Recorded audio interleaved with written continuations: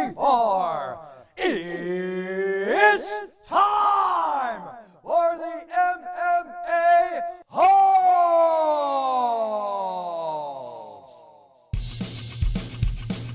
Mixed martial a-holes. MMA holes, MMA holes, MMA holes, MMA holes, MMA holes. You like to be a mixed martial a-hole. MMA holes, MMA holes, MMA holes, MMA holes, MMA holes. No way. From the Henry Solstice Studios of New York, UFC Underground. SUG 13 happened last night. Will it be like the UFC? We're going to discuss MMA news with the MMA Holes.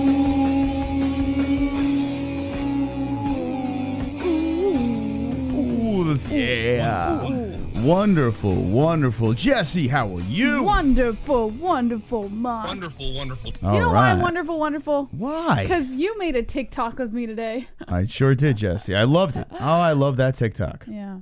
I told you, 1 year from now, Moss. Yeah. 1 year from now, and I make TikTok our booming social media source.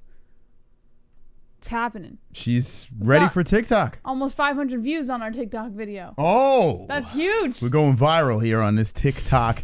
Yeah, go follow us at the MMA Holes on TikTok if you want to see half-naked versions of, I don't know. All right. So, Submission Underground happened. Yeah. That happened on Saturday, and some people weren't too thrilled with it. In fact, a lot of people were bored out of their mind in our community. Okay? I was one of the ones maybe with them.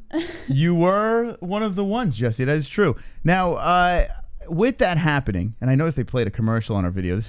I'm like blown away. I'm looking at a replay, and there's a commercial. It's unbelievable. It's fucking fantastic. It's a mythical thing to see a commercial playing on our videos. So this happened, this event, and I'm trying to absorb this into my head. I didn't even know we follow Craig Jones on Instagram. I had no clue, and he popped up on the thing and was discussing, the shit talking between him and Vinny Magalhaes in the main event. And for those of you that didn't see Submission Underground, it's not going to be the topic for the whole night, but it's something to talk about. Yes. A grappling event in an underground cave with an octagon and a ref, yes, 2 fighters, 1 cameraman. And all I could do is look at this thing and say, okay, how is the UFC going to do this? How are they going to pull this off? How are they going to pull this off? And someone got injured. Vinny Magalhaes, his foot got wrapped around in the other direction, broke his foot, kept on going, and then they had to stop it because it was just too much. And I'm thinking, what hospital are they taking this guy to? Did you think about that? Where did he go after this? We're in a pandemic. If they're doing the same thing that the UFC said that they were going to do, they had emergency medical staff on hand. So maybe, if you have a broken bone, all hospitals are still open, so they would still eventually go to a hospital. But as far as emergency medical staff is concerned, they have that available. So you're saying they put a cast on him and everything in the facility? No, I'm saying I would love to know what they did. They probably did something. Like when I broke my arm when I was younger, they put me in a temporary cast, like just a quick... fix it kind of thing. But then you have to go to the hospital. And then, days later, I went to the hospital to get it actually casted. Orthopedic or whatever. Yeah, so I would assume they would do the same thing. Hospitals are still open, so they probably put him in a temporary cast. Well, this is his foot. Yeah, they probably put him in a temporary cast or like a boot or some shit like that. And then they said, okay, you got to get to a doctor by this time. Yeah. And get it fixed. Yeah, Vinny Magalhaes, I don't know. I'm curious how they handled that situation. Someone getting injured. And I think, listen, maybe the event wasn't exciting. I had moments. It's not the UFC in any way. It is watered down. It's only one, technique that we're watching there. But I was entertained because we haven't really we have nothing live. Yeah. So to see people competing in a cage was interesting to me. This happens, and you can take maybe, besides Craig Jones, who is very good, Austin Vanderford, I think he put himself out there saying, hey, this guy's got some legit skills in Bellator. You can look out for him. Jake Ellenberger looked like shit. And that's pretty much it for Submission Underground for me, at least. Now, watching this event, can you picture the UFC? Do you feel the UFC is going to be more stimulating on the eyes? What I'm talking about is presentation, because this is happening in Florida, May 9th. What are your predictions on this presentation? I feel like Dana White always he always succeeds when it comes to visual, right? So Submission Underground didn't do a bad job. I think maybe it was the actual content itself. Maybe some people are more into the idea of mixed martial arts where there's punching and kicking and shit like that involved. So I think with Dana White, it's going to be a little easier for him to put on some kind of presentation for that. I don't think he's going to have a problem there. And I think the fights are even going to be more exciting too. Yeah, the fights, I mean, they should be more exciting. I mean, punches, striking is going to be involved in this thing. But with this event, 2 athletes, a ref, and 1 cameraman, I have to think that the UFC is going to have more cameras. Even though there was 1 cameraman, they had cameras set up around the cage, they had them on tripods, it wasn't a terrible viewing experience. But if you have Tony Ferguson versus Gaethje, you're going to think, and it's going to be on ESPN, it looks like, you're going to think that, okay, they're going to have all the bells and whistles for this. Do you think they're going to water it down with the view experience, or you think it's going to be like Saturday? I mean, it's going to be better than Saturday. No, I don't. How would it be watered down? Well, I mean, if you think about it, when you watch the UFC, they have more angles than anyone, really. I mean, they have all the different camera guys. They have all the positions. Watered down? Yeah, because right there is only 1 camera guy. Do you think the visual experience is going to be less, or is it going to be exactly the same, or what? Listen, I expect the UFC one to be a lot more exciting for a couple of reasons. One, we don't listen to the audio anyway, so to us, it's going to be just like any other UFC Fight Buddies. You know, we don't listen to the audio. We don't have that crowd hyping us up. It's literally just us. So I think we have a little bit of an advantage here. I think for the standard viewer, though, it might be a little weird, of course. But I don't think it's going to be so weird. It's not going to be Submission Underground weird.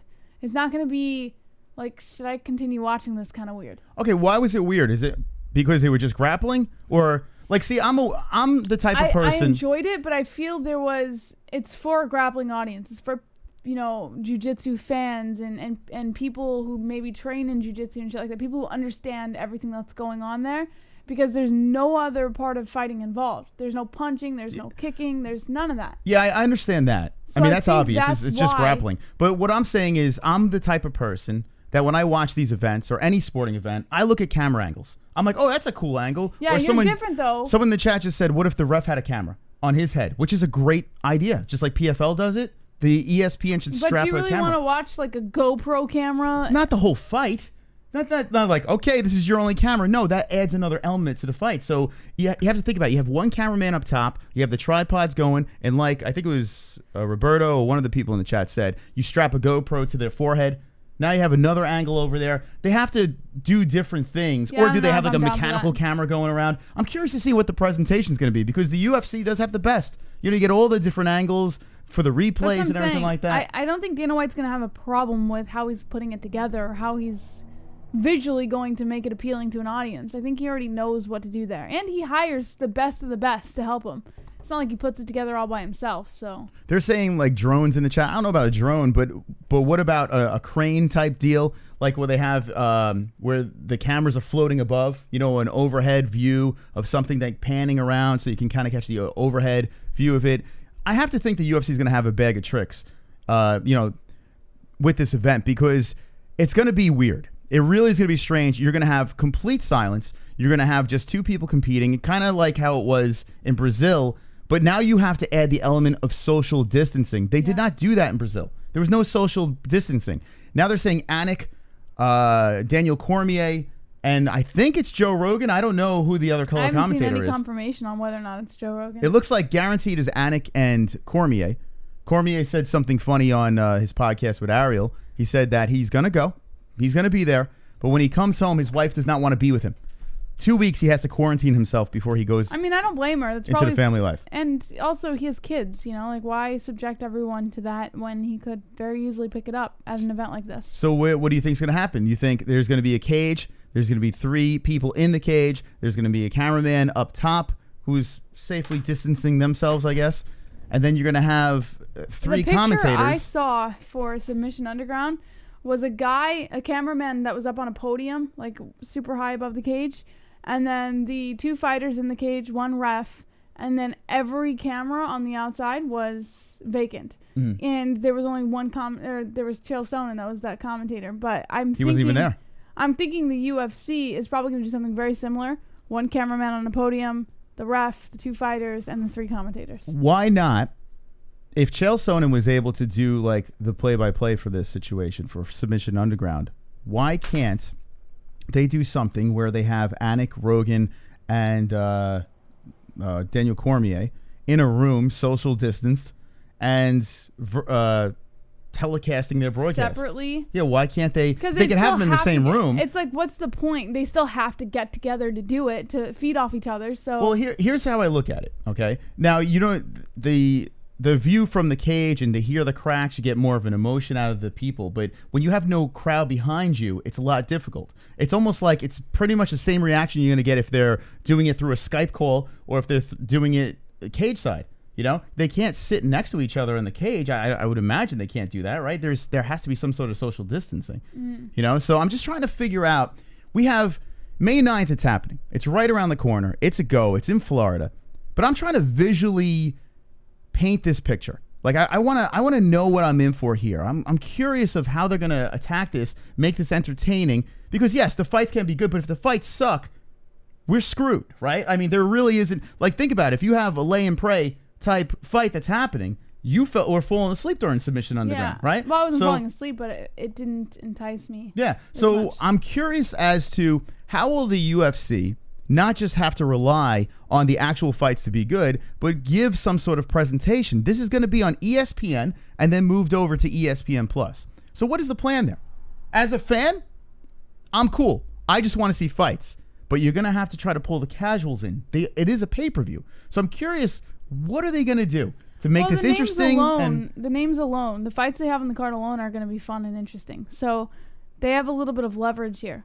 Whereas Submission Underground, people know their names, but any casual fan's not going to know who Jake Ellenberger is or like Austin Vanderford. No casual is going to know who that is.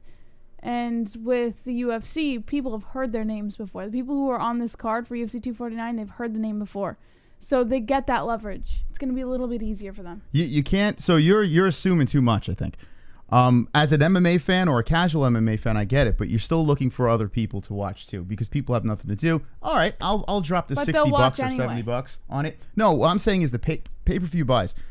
The UFC is not charging for people to be there. There is no people who are going to be in attendance, no fans in the seats, so you lose that revenue. So now you have to market this thing with no embedded. I mean, I don't know, maybe they'll do something. I have no idea. But it's going to be very difficult for them to market something like this. All they can say is, hey, you got nothing to watch us, right? So if they drag those people over and they want to create a show, or if people just tune into ESPN, there has to be something visually that gets them going. Mm-hmm. What did the WWE do? I'll tell you what they did. I don't know. They had theatrical bullshit. That's what they did. They pre-recorded shit. They had theatrical stuff here. So I'm thinking they're going to have these lead-ups. They're going to have these build-ups between fights that are theatrical that are going to make people get invested into that fight. There's going to be a lot of bells and whistles around that because they have to find a way to make this interesting for the casual fan. Yeah. It's going to be interesting. I want to see what the chat thinks. What are we going to be looking at when the UFC goes down on May 9th? All right, let's see what we got over here. Embedded is for us, not them. Riley Martin was fire. Obin Kwan Wan, what did he say? One of the few upsides of no crowd is where we're going to hear firecrackers when Ngannou and Biggie Boy get to business. Yes, I mean, the silence of the room and those big behemoths cracking each other in the face, yes. But here's the thing. You hear that without the crowd, too. The way they mic up those cages, you hear it. Maybe you'll hear a little bit more of an echo when they crack each other. Same thing as usual. Are going to Skype the presser. I mean, I guess, right? I guess that would be the deal. They Skype the presser and go about it that way. Carnage, same thing as usual. It's definitely not going to be the same thing as usual. I don't care if they shoot it on a Nokia phone. I want to see some fights. And Alex, you're with me and with the hardcore people out there. I think we're all in the same boat. Like, for me, Submission Underground was great. I enjoyed Submission Underground. I mean, listen, it's not the UFC, but I enjoyed it. I don't need a million angles to sell me a fight. But if it's on regular ESPN, the prelims, ring girls, 2 Joints says. Yes, are they going to have ring girls? What's that going to be about? Maybe they'll have them flashing their tits at home.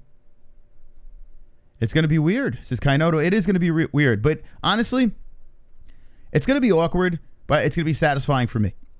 Very satisfying. You get the fight buddies together, everyone hanging in the chat, have a couple of drinks. It's going to be very satisfying for myself. Just be ready for something different. I'll pay whatever it takes to watch the UFC, says Jason.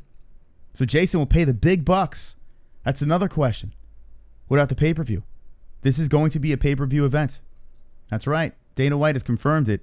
So basically the prelims, and his argument is, hey, if you can't afford the pay-per-view, you have a stacked preliminary card. That's the words out of his mouth. So the prelims are Donald Cerrone versus Anthony Pettis, Verdum versus Olenek, Esparza versus Watterson, Souza versus Hall, Luque versus Price, Charles Rosa versus Bryce Mitchell, and Ryan Spann versus Sam Alvey. Very good prelims.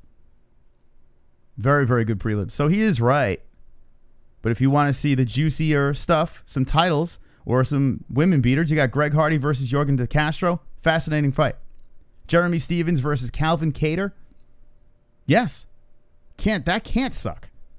Francis Ngannou versus Rosenstrike. I have my reservations. Sometimes the biggie boys, when they get together, sometimes they nullify each other, and it's a snooze fest. A lot of hesitating. I'm hoping that that's not the case, and we see some bombs ablazing. Henry Cejudo versus Dominick Cruz. Another fascinating fight. And Tony Ferguson versus Justin Gaethje. 2 title fights. Dominick Cruz coming back. Man, oh man. A lot of people are sleeping on Cruz. Underdog. So I'm looking forward to that fight as well. The question is this. Who is paying for this? Someone brought it up in the chat. They'll pay anything for this. They just need it so bad. Who's going to be paying for this? Let me know. Jesse will be back in a sec. So bear with us as Jesse will be back in 2 shakes of a lamb's tail. Don't underestimate Cruz. Yeah, absolutely. I agree with you. If you look at Cruz, let's go over to the Bet DSI. Let's see where he's at now. I noticed that every time I go over there, it's getting closer and closer. I think people are like, wait, hold on a second. That might not necessarily be a bad bet. Dominick Cruz is a plus 184, so it's same as the last time. A plus 184 on Dominick Cruz. So say if you're picking Dominick, right? You want to drop like a cool hundo on the old Cruz. Got $184 on the Dominator. I think it's a decent bet. Not saying Henry Cejudo is a scrub or a bum, but Dominick Cruz. I mean, this guy was 135. He looked, not so great against Cody Garbrandt, but that's about it. He's always known how to bounce back from fights, and if you think about it, Henry Cejudo, I mean, he's laid off for a while too. Henry Cejudo has been shelved. When was the last time he was competing? After he took that second belt, 15-2-0, and very impressive stuff from Cejudo. Marlon Moraes, and that was last year. I mean, listen, not over a year ago or anything like that, but still. It's been a little bit. Been sitting around, running around, triple C'ing it up. So, I mean, and also you got to take into consideration is how are these guys training for this thing? I think Dominick Cruz is a man on a mission. I think this guy is very, very serious about this comeback. He really wanted that title shot. And now here's his opportunity to get it again. Great fight.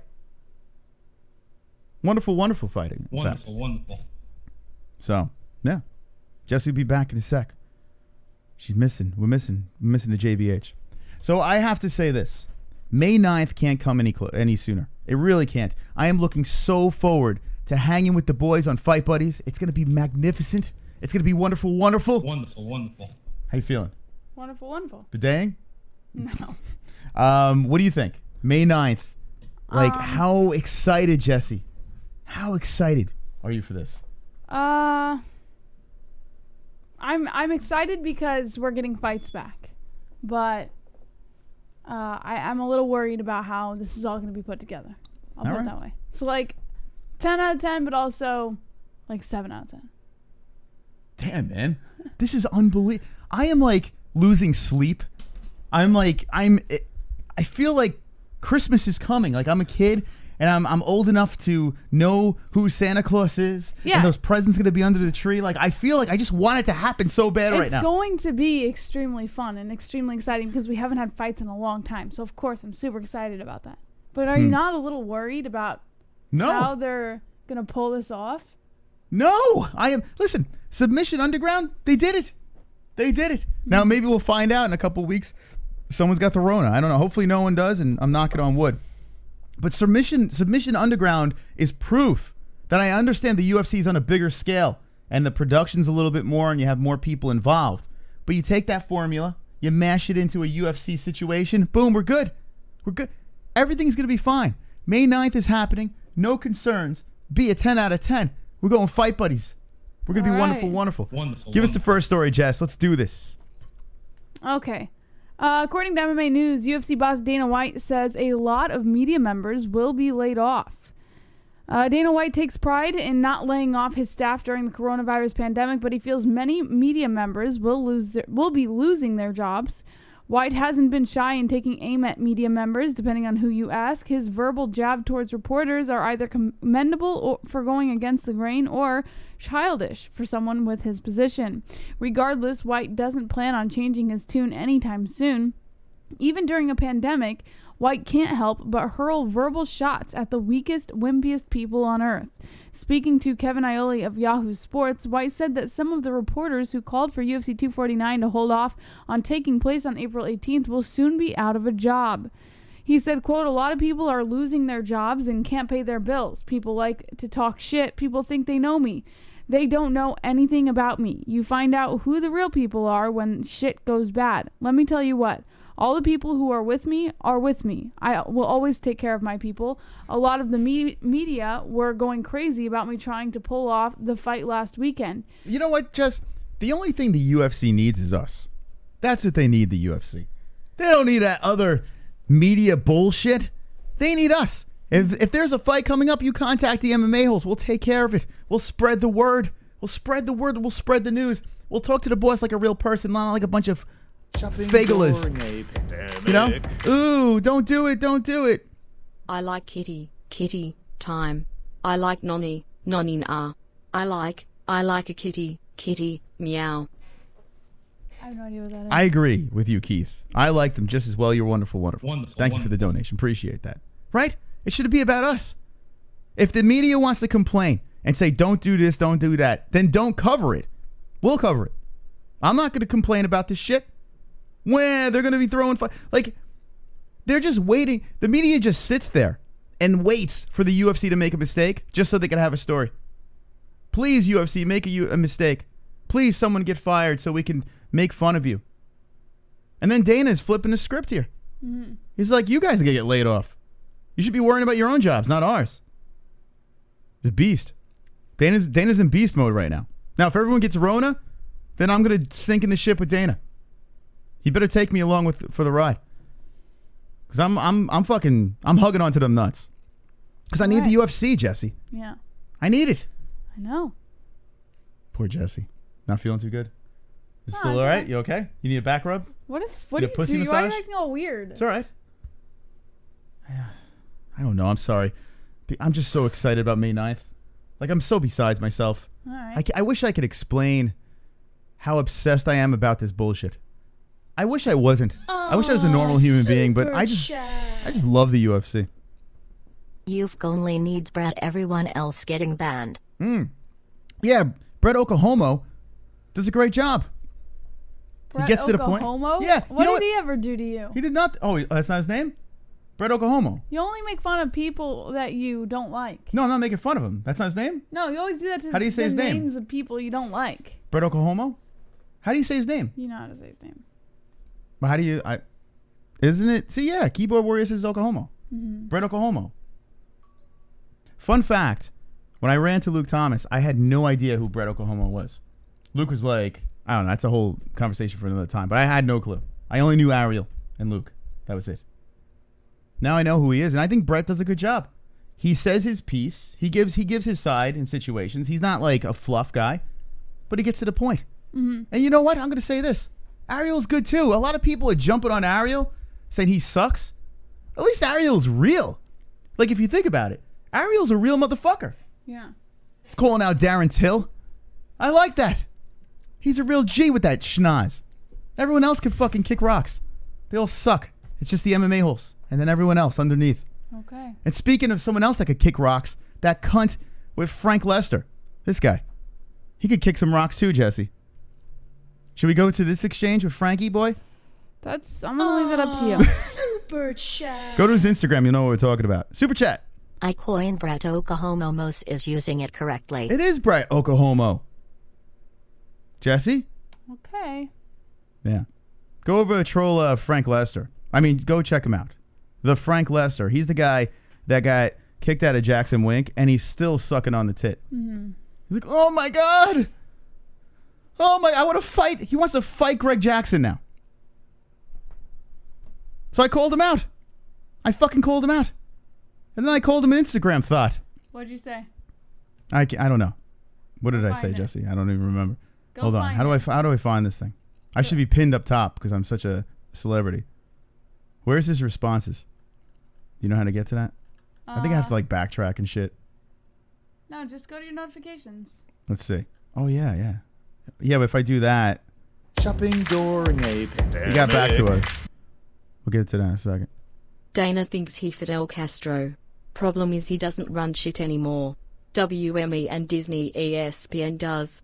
Dana can talk all he wants, but if ESPN says no, the fights ain't happening. Guess Dana forgot ESPN is full of liberals. Well, and thank you, Chrome. You know what though? He's still a G because he's still doing it. He's May 9th. He's flying the party to Florida. We're essential over there. Let's go, Disney. And Disney's like, okay. With their bull gag in their mouth, he's just dragging him over to Florida. So I kind of disagree. Anyway, I can't pull it up. I don't know why. Let me check. Hold on. Here we go. Here we are, Jess. All right, Jess. Here we go. All right, here we go. So Frank Lester, let me know what the ones in the chat if you know who this guy is. Making him famous right now. Jesse, what did he say? What did we say to him? By the way, let's just do his initial thing. If you want to get into the AIDS of Frank Lester.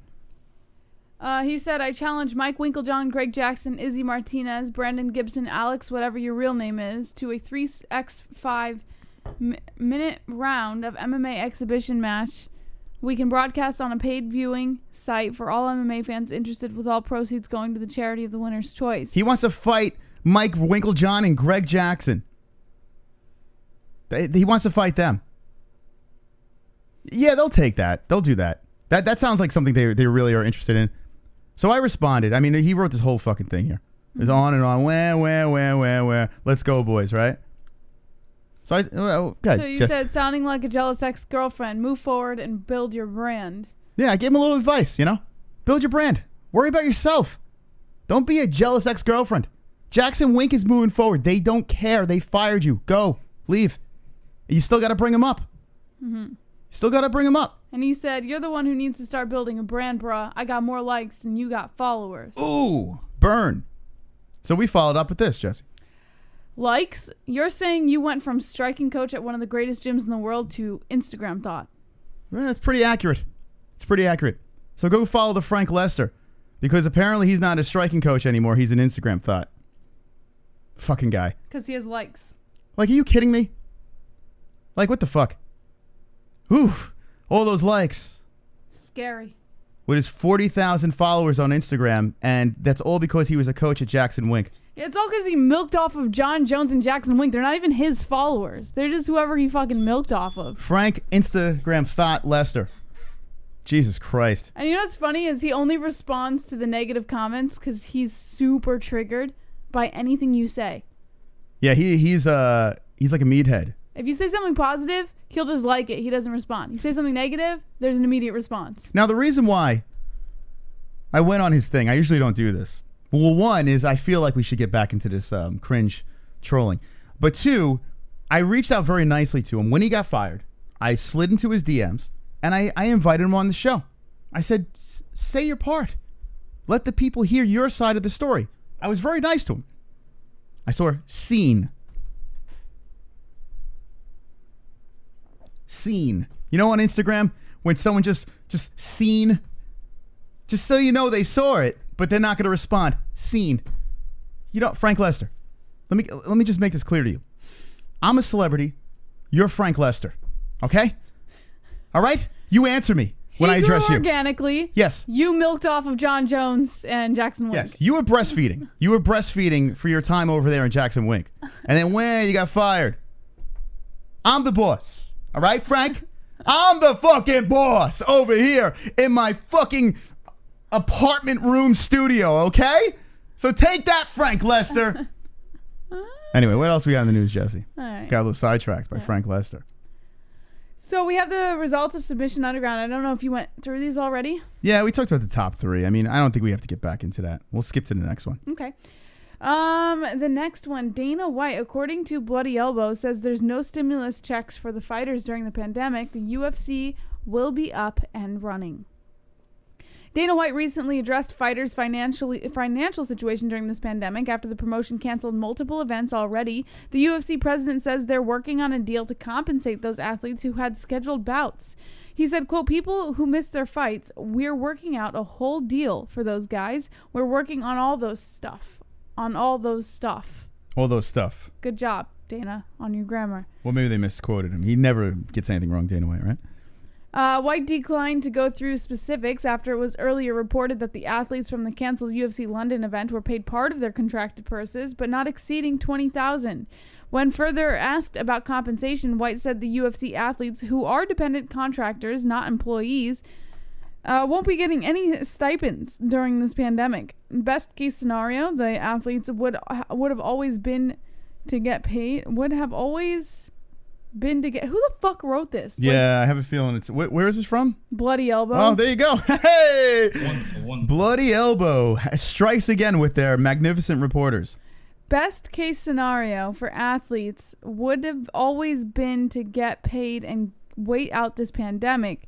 But White has been bullish on that idea, and this is a business after all.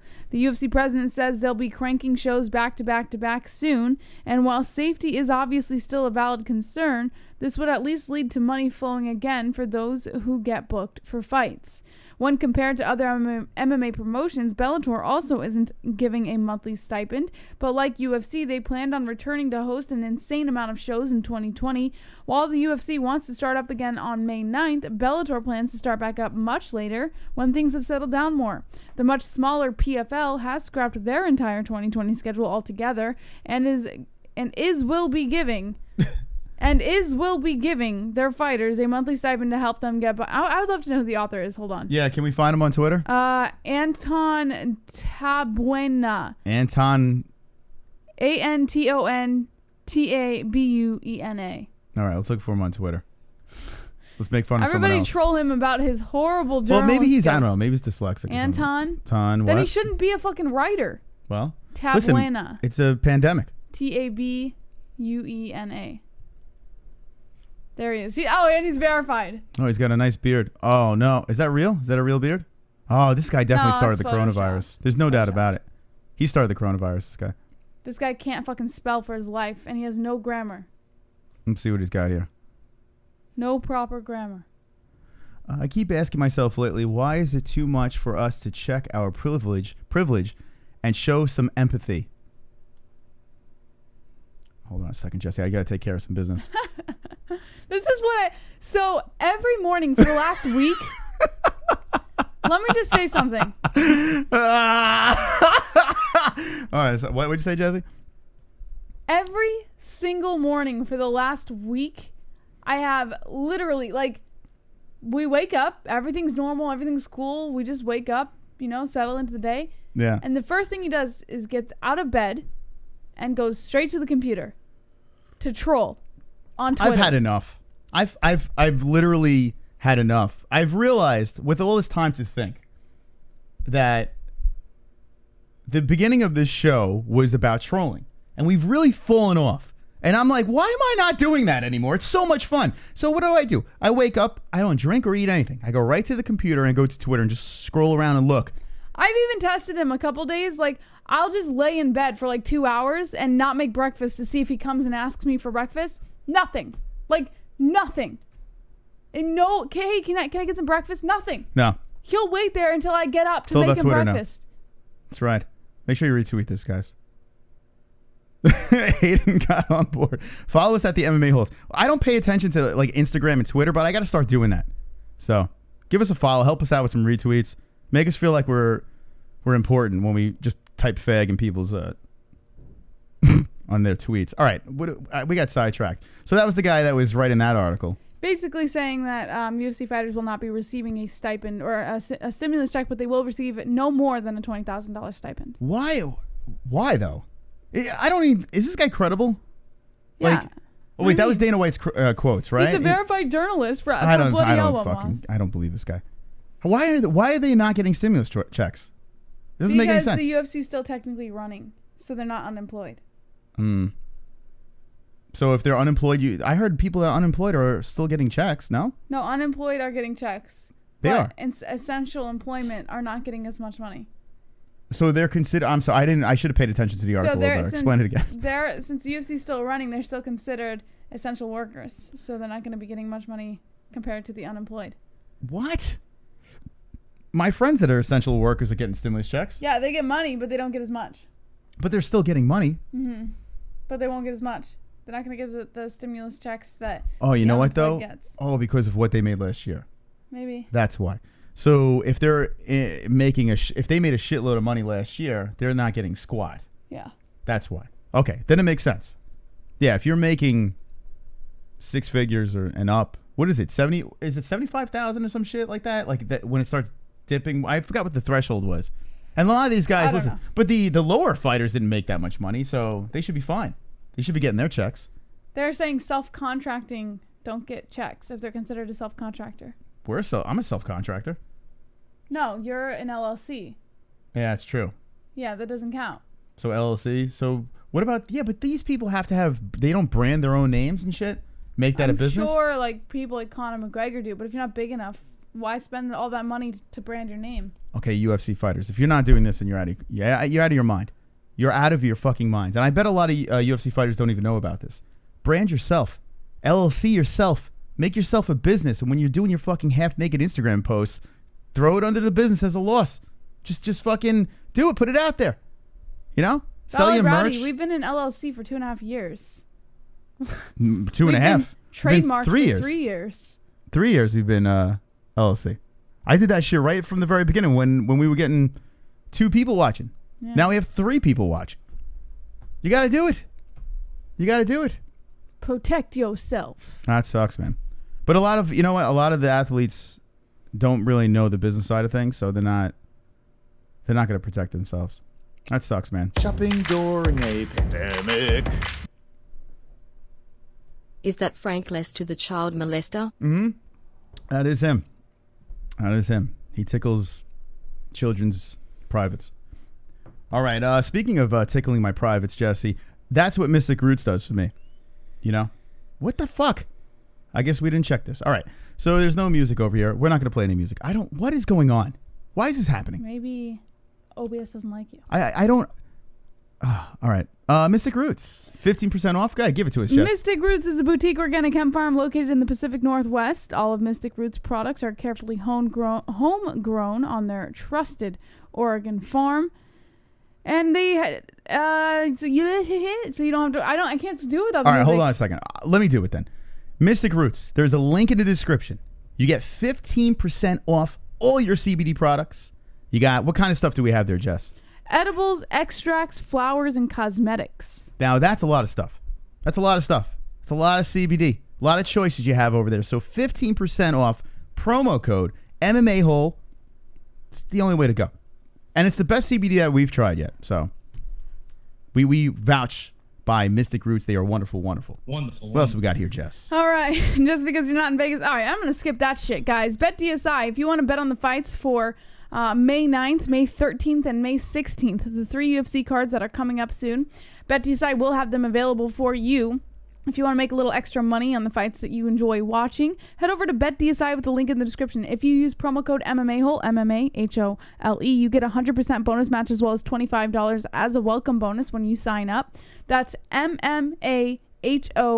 Use the link in the description to Bet DSI and bet on your favorite fights. There's also an online casino if you don't want to bet on the fights. Jesse, I'm going to do something reckless right now. What are you doing? We have some bonus points, and I'm going to make you some money with Betty aside. I'm going to show you how to do this. Watch this, Jesse. Check this out. You ready? I'm ready. You excited? Let's see it. Okay. So I'm going to go down to Dominick Cruz over here.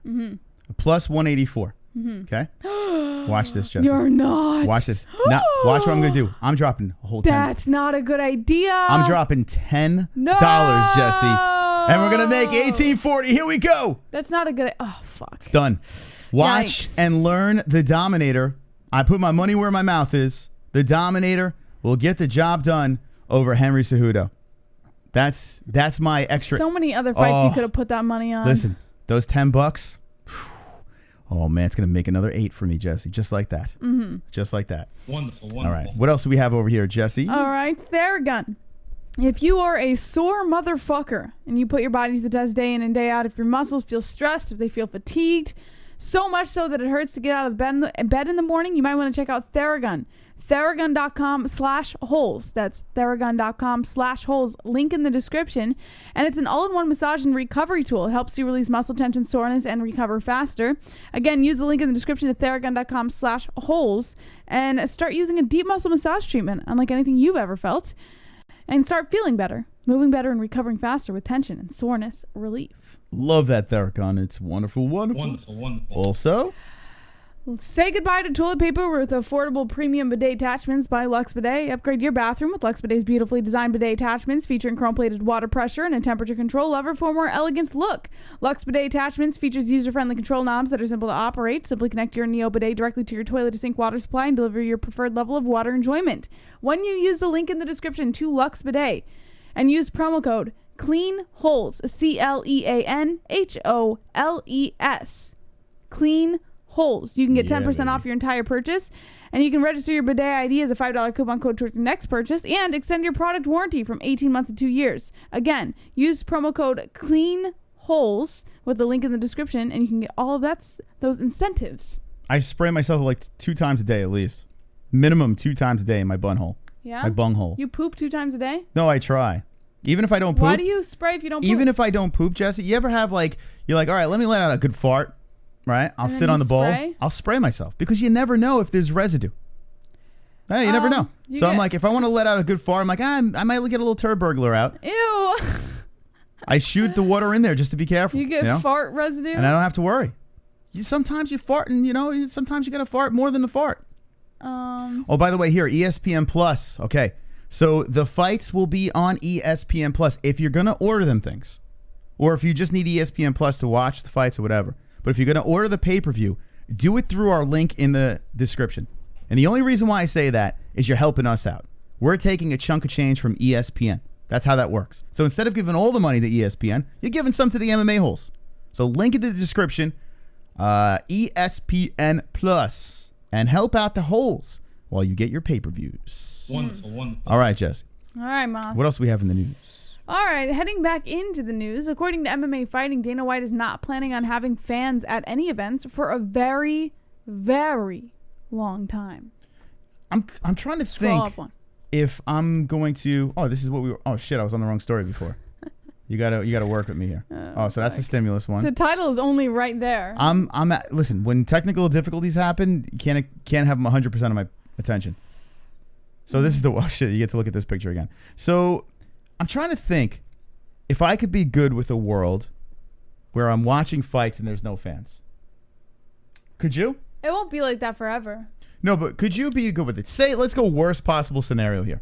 I mean, worst possible scenario is you never see a fight again. Worst scenario but second to worst. This lasts for years. Like, if you take the Spanish flu, for instance, which lasted, like 2 years or some shit like that. If this is anything like that, and this lasts for multiple years before we finally find a way to solve it, then you will be dealing with it for about that long, but you're not going to deal with it for the rest of your life. I mean, that's a little silly to think that it's going to be like this forever. No, but what I'm saying is, could you deal without fans, like in the crowd? Yeah. Can you still enjoy the sport just as much?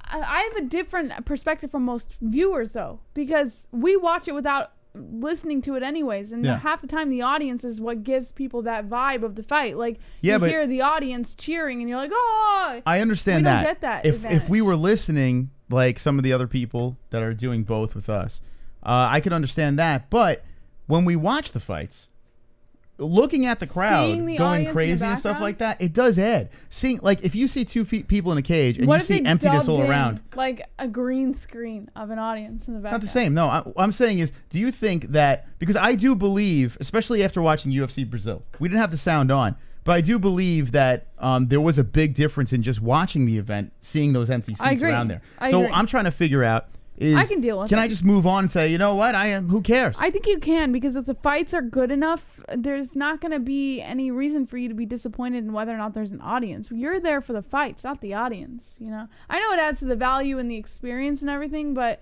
I think you can live without it. You know what's weird? The fights in Brazil, Dana White was like they were great fights. I didn't see great fights. Maybe, I don't know. Maybe I was just weirded out by the situation, you know, with no people in the crowd and, you know, them walking out. It was just bizarre. And that's another thing. When you watch the walkout, like, we don't have sound, but watching the walkout, that gets me pumped up. Because the crowd behind them. you see the audience, like, as they're walking out, you see them, like, reaching their hands out. So what do you do? How do you that whole walkout is a big thing for years. The UFC's been doing that. How do you do it with their team in the locker room or something like that, and have them all do whatever rituals they do, and you show that, and then you get into the fight? What if they replay old walkouts from the fighters and then show them in, you know, like, I don't want no replays. Show them walking out with an audience. No, I want to see. Or dub in a green screen of an audience reaching out to them. I want to see the nerves of the actual fighters start going. They're just air fiving nothing, but it looks like they're air fiving an audience. Is that going to help you, Jesse? With a green screen. Will that help you? CGI everybody in. Oh God.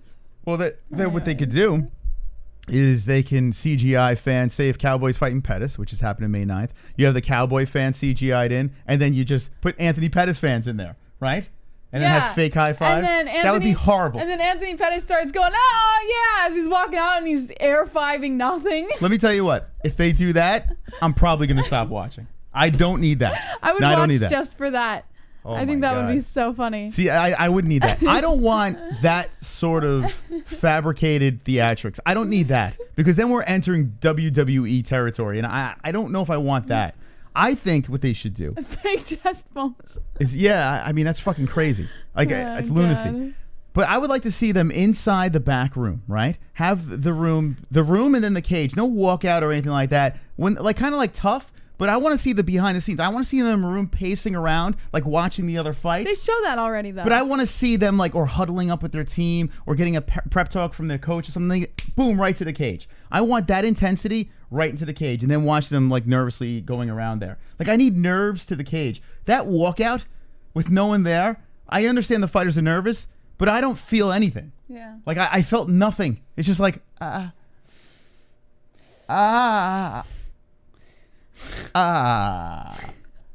that's my solution. I don't know. You say CGI people. CGI. Okay. Like how I was hologrammed into the MMA-Holes Hour for the first, like, 2 or 3 months. Mm-hmm. Or the first month or whatever it was. Okay. I'm thinking of something now. What about this? What if, and we've seen this when away teams play at a place and then they show, like, a stadium filled with people or whatever. What if they Skype in a bunch of fans of that fighter, and then they pump it through the speakers? So they have the fans of that fighter's, like they'll say, like, they'll get a Zoom call, right? They'll put it on the screen over there of all their fans just going ballistic. What about that? Have that, like, a big screen in the background. I think that's stupid. And they walk out with their fans screaming. I think they should just CGI pure. Everyone in. See, but then it's pure, though. You know what I'm saying? No, you know what they should do is have, like what you say, like a Zoom call, but put them all in front of a green screen, right? And have them set up, like, in rows of seats, and it'll be a live reaction, like, of their fans, but they put it as a CGI as the fighter's walking out. What? So the fighter is, like, walking out, and all the fans are, like, real life reacting, like, oh, there he is, ah! But there's a green screen behind them, and the UFC takes the green screen and chroma keys them out, and now they're in the audience. And they're doing a live reaction of the actual walkout and the fight and everything, and it's a real reaction. Isn't that what I just said? But chroma keyed. Yes, Jesse, that's what I just said, though. No, so, like, they're reaching out to the fighter. All right. Okay, Jesse, You just made a more complicated version of what I just said. I understand you're trying to get into the technical aspects of this thing, but you're going a little too far here. This is a solution, okay? Jesse's pretty much agreeing with what was said before in a weird way. I kind of pulled out what she said. If you have some sort of visual calls, video calls with the fans, right? You pipe in their sound, and they could do it any way they want. You're still getting that oomph. You're getting the power because the fans watching their fighter walk into the cage. That fighter sees their fans going crazy live. It's not a fucking video or anything like that. That works. But you're just saying pipe in the sound. Yes. Through the speakers over there, you have those fans booming. Yes. And then do what with their video? You have the Skype videos around. You could put it behind them, on the sides of them.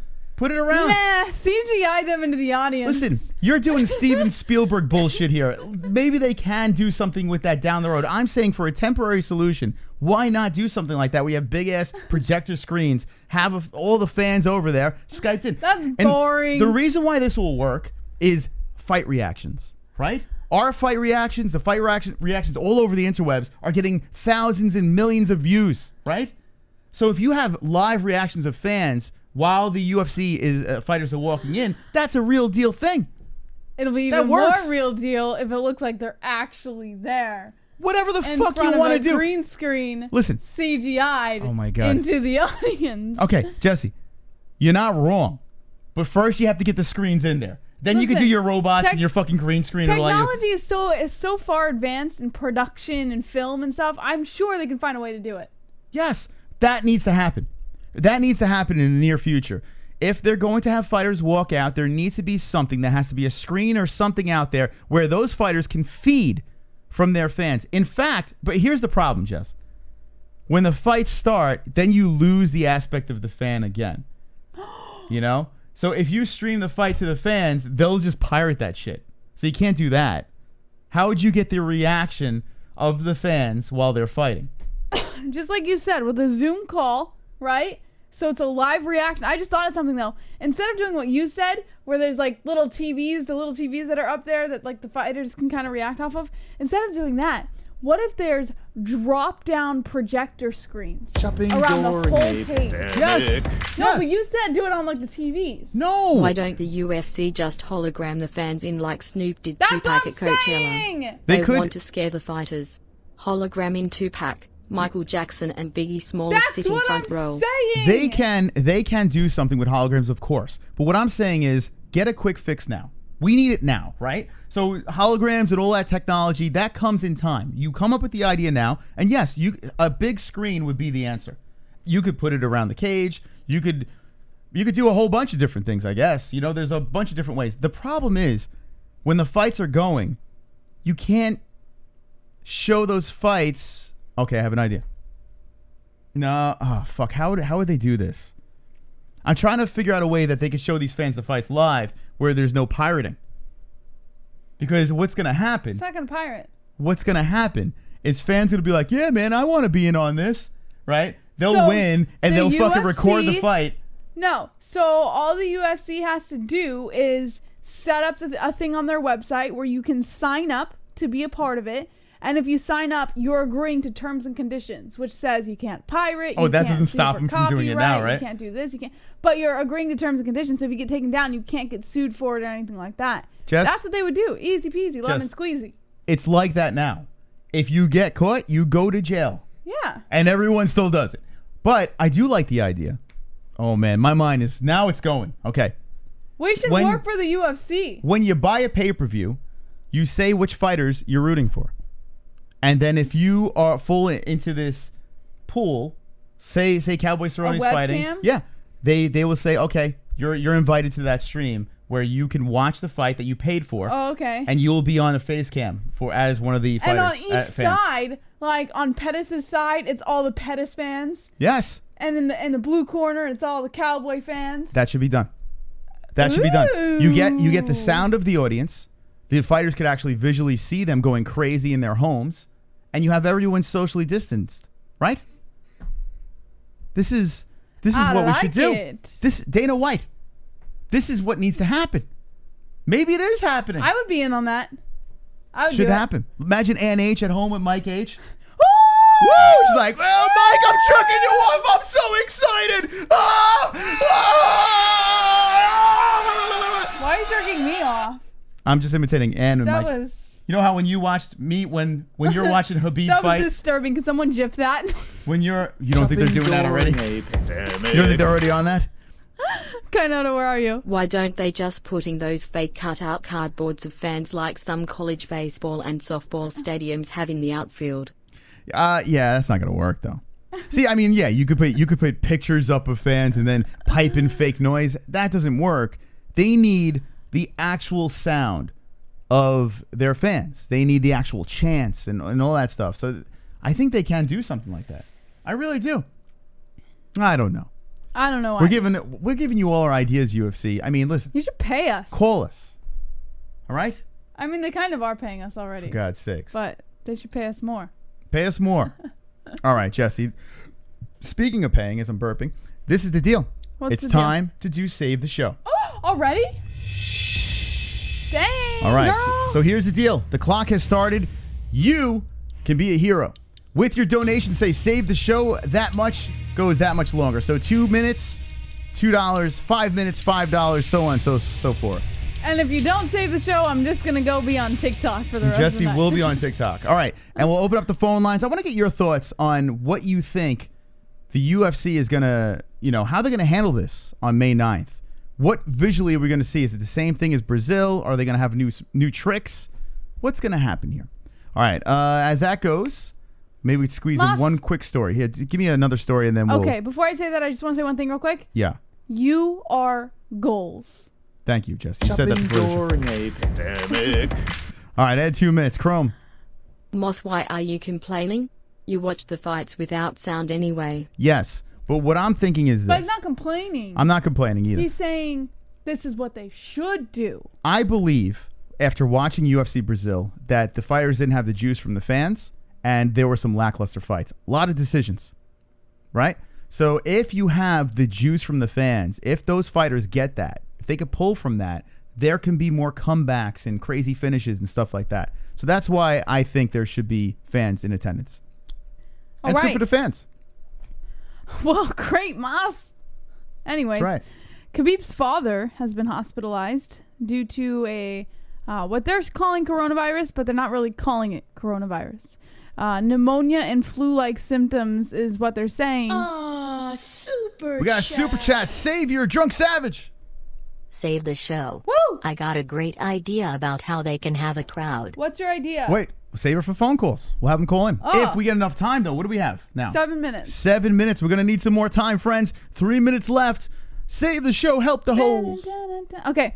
UFC lightweight champ Khabib Nurmagomedov's father, Abdulmanap Nurmagomedov, has been hospitalized and diagnosed with pneumonia and flu-like symptoms. Reports out of Russia say that he was hospitalized and on Saturday was diagnosed with pneumonia and flu-like symptoms. He was tested for COVID-19, the disease caused by the novel coronavirus that has the world in crisis, but the result is negative. Oh! Drop the Anzalones in the chat! Here we go, Roberto! With the 1975.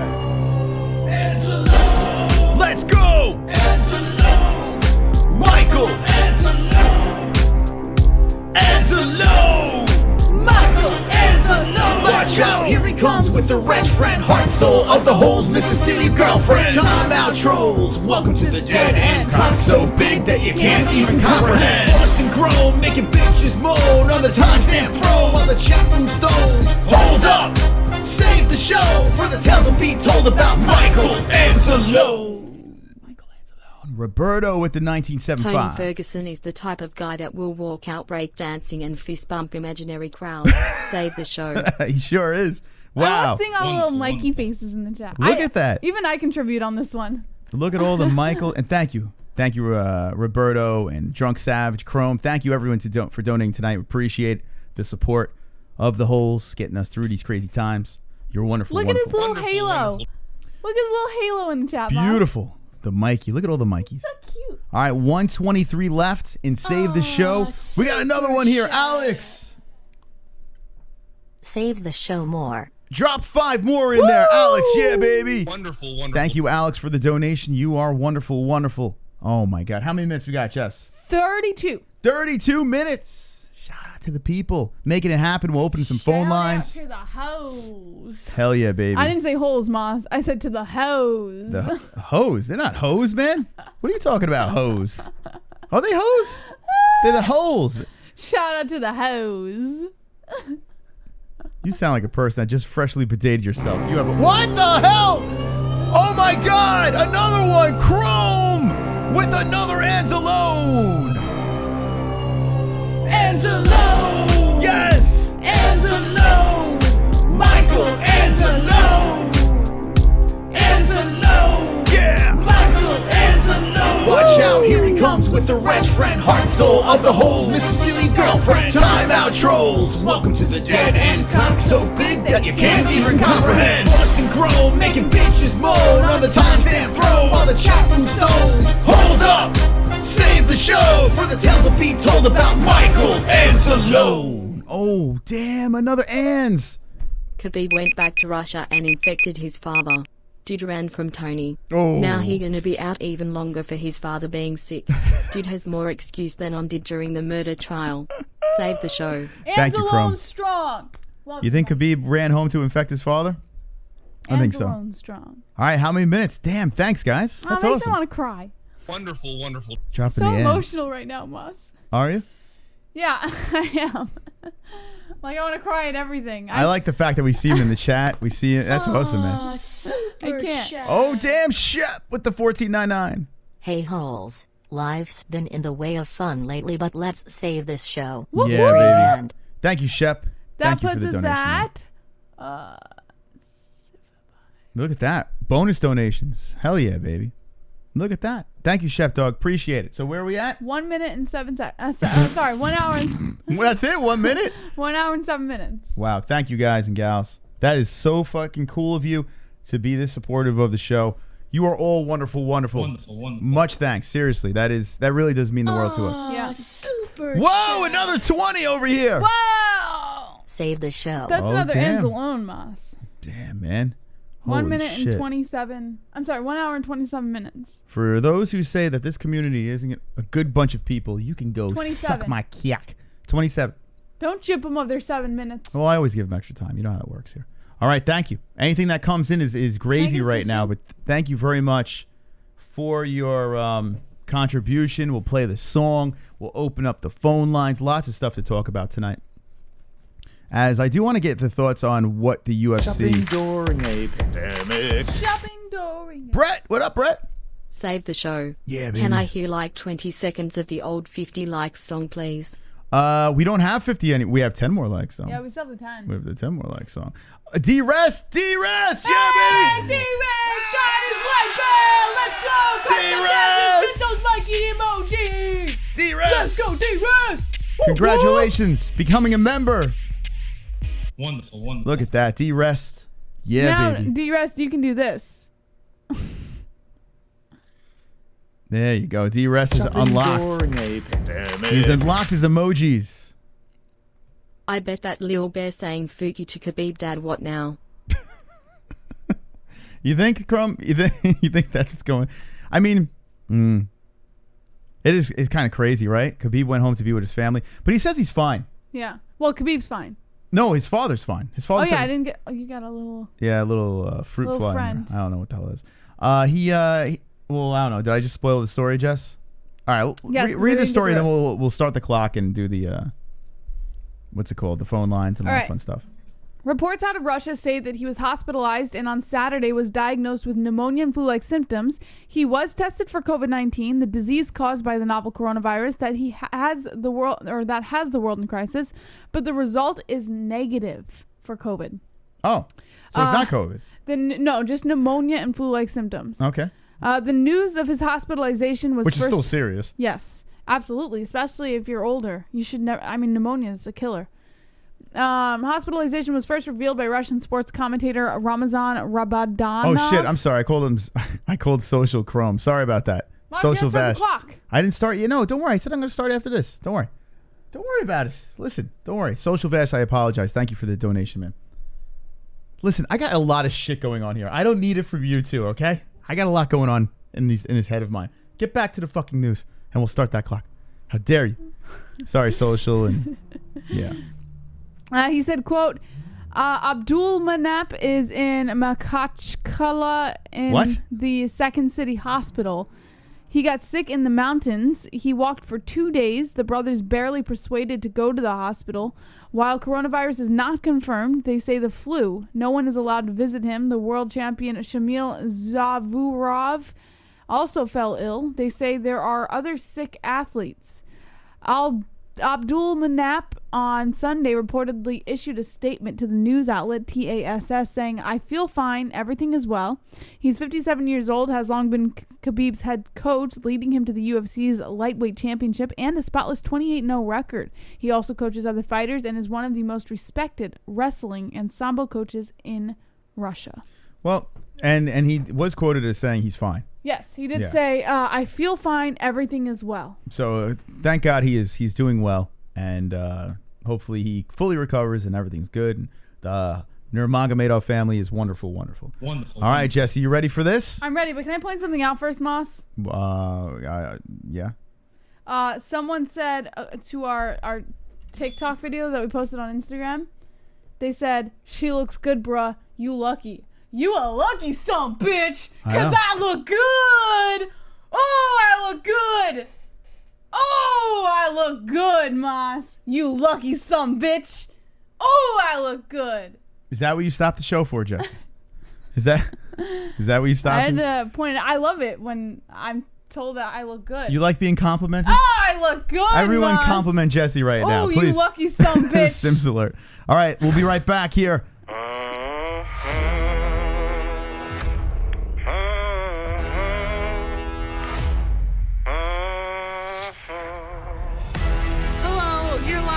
MMA-Holes. What's your name and what's on your mind? What's up, Jesse and Chris? It's Drunk Savage. No way! Drunk Savage. What's up, Jesse and Chris? It's Drunk Savage. I can't believe you're calling right now. Drunk Savage, what's on your mind? Not much. Wonderful, wonderful. I have a respect for everybody in the chat. MMA-Holes. Vlad's one of them. Kevin from Chicago. AMH, I mean the knitter. I'm just enjoying this. I can hear you. Hi, this is Billy. We have Sean Hart. Hey there, what? What's up, man? What's up, Pulse? Oh, it's Justin Jr. From Chrome. So Kainoda. Gaylord. RX. Mark Rowe, Heavy Mike Rowe, Indy Russ, Sean Man, Vigo, Big Bob, Basically Dragon White, Nick C, Vigo South, Country Dong, Shannon Stewart, Rohelia, Ben Simmons, CC 2.0, Peter Phillies, Jeremiah. Hey, Lee W. Michael Anzalone. MMA-Holes. Man, what a wonderful, wonderful community. Wonderful, wonderful. Oh, I feel it. I feel good. I feel sexy. I feel swole. What's that later slap this? I like biting your shoulder. I know. I had to go to the bathroom and wipe your face off my shoulder, too. What? Nah, that's all right. I still love you, Jesse. You're the best. Oh, yeah, Spit on man. you. Yeah. Yeah. I got to change that ending. Ending's a little lazy. Thank you to Opooful, right? Wasn't Opooful the one that did that song? He's wonderful, wonderful. Wonderful, We're wonderful. going to start the clock over here. 129. Thanks to the Holes for being very generous with their donations. And I'm going to open up the Hangouts. Let's open them up. Jessie will be right back. She's on TikTok. She's legit obsessed with TikTok. I showed her the app and I said we have to work on it for business. And she's like, that's stupid. And now, I shit you not, every time I turn around, she is on that thing. I don't get it. But hopefully she makes us rich and famous on TikTok. That'd be great. All right, let's see. Let's open those phone lines up. 516-522-0267 is the number. Call up and give us what's on your mind about the UFC Underground. By the way, Submission Underground, that's submission.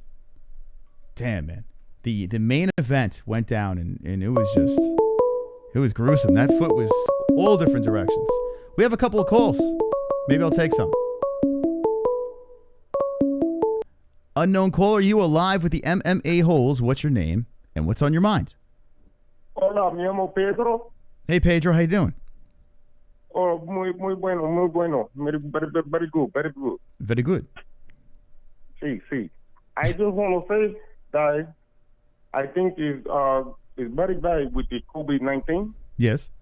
And we not like the virus, but it's very bad. But hopefully, in the future, we do a little bit better, and we'll be able to see the fight. All right, yeah, I hope it is a little better and we see the fights. Pulse? Dro? Yeah, the Pedro. Oh, Pulse. And I just want to say shout out to mi familia, to Vlad, to Josue, to Roberto, okay, and to every other my familia. So, pira papa pedaciti. All right, there we go. Polstro calling in. Look at that. Thank you, Polstro, for the call. I appreciate that. Wonderful. Look at that. With the shout-outs and everything. All right. 516-522-0267. Give us your thoughts on the UFC. How are they going to go about putting this thing together May 9th? What is it going to look like? What is it going to sound like? I just need to know. I need to know your opinions on this. And by the way, it was the Magalhães fight versus Craig Jones. Craig Jones twisted his foot backwards. It was pretty brutal. Vinny Magalhães is like, it's not fair. It's not fair. Enough. And apparently he broke his leg. So Craig Jones, beast mode on the mat. Complete beast mode. I'll turn the phone lines on. I see a donation skimming in over here from Kelly Van Hughes. So let that play, and then we'll throw the phone lines back open at 516-522-0267. Yes. So we can talk to the peoples. Super chat. Kelly Van Hughes. Build the wall. Build that shit. I'm going to take that $5 and I'm going to build that damn wall. Thank you, Kelly. You're wonderful. Wonderful. All right, 516-522-0267. They are open for business. So give us a call. Love to hear your thoughts. May 9th. I want to hear how excited you are about May 9th. I mean, I can't tell you how excited I am. A card for the ages. The UFC put together something nice, and it looks like they're going to be relentless with their fights. 773 live with the MMA Holes. What's your name and what's on your mind? I was watching Josh Thompson in Big John McCarthy podcast. Okay. And Big John just pissed me off. Big John, he's supposed to be the no-nonsense guy. He always brags about how he wrote the rule books for the original UFC, and he's no-nonsense, serious, and he calls it like it is. And then he brought up Dominick Cruz, and he was there talking about Dominick Cruz getting a title shot. And he said, I don't know why people are complaining. How are people complaining about Dominick Cruz getting a title shot? That's Dominick Cruz. Do you know what he did? The great performance he did against Cody Garbrandt. And he talks about how he hasn't won a fight. He hasn't fought in 3 years, but it's Dominick Cruz and this and that. Dude, he hasn't fought in 3 years. He's coming off a loss where he looked like shit. And I wouldn't mind if it was like you said this because you're not like by the book. You're not some staunch, meritocracy-based person. Well, hold on a second. Hold that thought.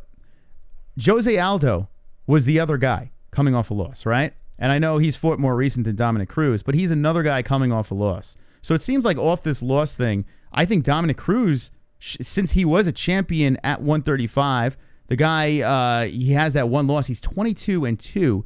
You know, I think he has more of a legitimate reason to fight him than Jose Aldo, no? No, because he hasn't fought in 3 years. He hasn't fought in 3 years. And his last fight, he looked like crap. He got schooled his last fight. At least Jose Aldo, I mean, I don't think he should have got it either, but at least he was in a competitive fight, and it wasn't that long ago. To be out for 3 years, come back and get a title shot, that's insane. And another thing with John McCarthy, he was talking about John Jones with that John Jones incident, and what did he say? He said, John Jones, he's going to do jail time. No doubt about it. This is the time he's going to do jail time. Well, that's wrong. And then when it comes out, he's not going to go to jail. He got off with a good plea deal. He's like, oh, yeah, but I was talking about something else. his prosecutors, they didn't really go for it that way, and it's like he's just a blowhard, John McCarthy. I don't like the way he just rubs me the wrong way. He's this macho. Oh yeah, I call it like it is. I don't know why people are complaining. Come on, man, Dominick Cruz, he hasn't fought in 3 years. Okay, that's insane. I mean, it's absolutely bullshit. And how about Craig Jones? When Chael Sonnen said Craig Jones is the best grappler in the world, I agree. You know, Gordon Ryan was he was sitting there crying. Gordon Ryan was pissed when Chael said Craig Jones is the best grappler in the world. I love it because Gordon Ryan is a fucking juice head. Takes a bunch of steroids. I think Craig Jones is all natural. Vinny Magalhaes was talking a lot of shit too and saying he wasn't going to get his leg in the lead up. I didn't know about this. I had to go back and watch all that shit. And he was talking a lot of shit on social media. Craig Jones made him look like a bum. He's a little bit older now. I think that's what it is. Vinny Magalhaes not in his prime. He's getting older. Craig Jones he's in the prime of his career. He's fucking hitting on all cylinders. So I'm not gonna hold that one against him. But Vinny, what do you say? Leg locks don't work. Yeah. And what happened? He snapped his leg. He made it look easy. Not a good look, but what are you gonna do? That's the way he goes. All right, take it easy. All right, that's Kevin. All right, well, listen, I agree with him with this. Craig Jones, the guy's very, very good. If you miss submission underground, I mean, once he gets a hold of your leg, you're done. See you later. Your foot's gonna go spin 1,000,000 times until he rips it off your fucking leg. Very, very good, Craig Jones. When it comes to the Dominick Cruz thing, I disagree.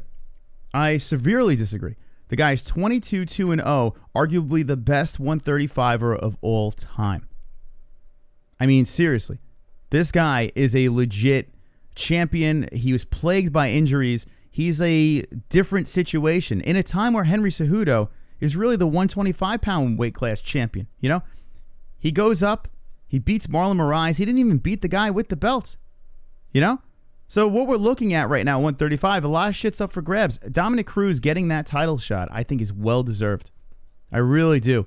The guy is a legend of the sport, and he's been plagued by injuries. He's coming back, and how could you not want to see him watch Henry Cejudo?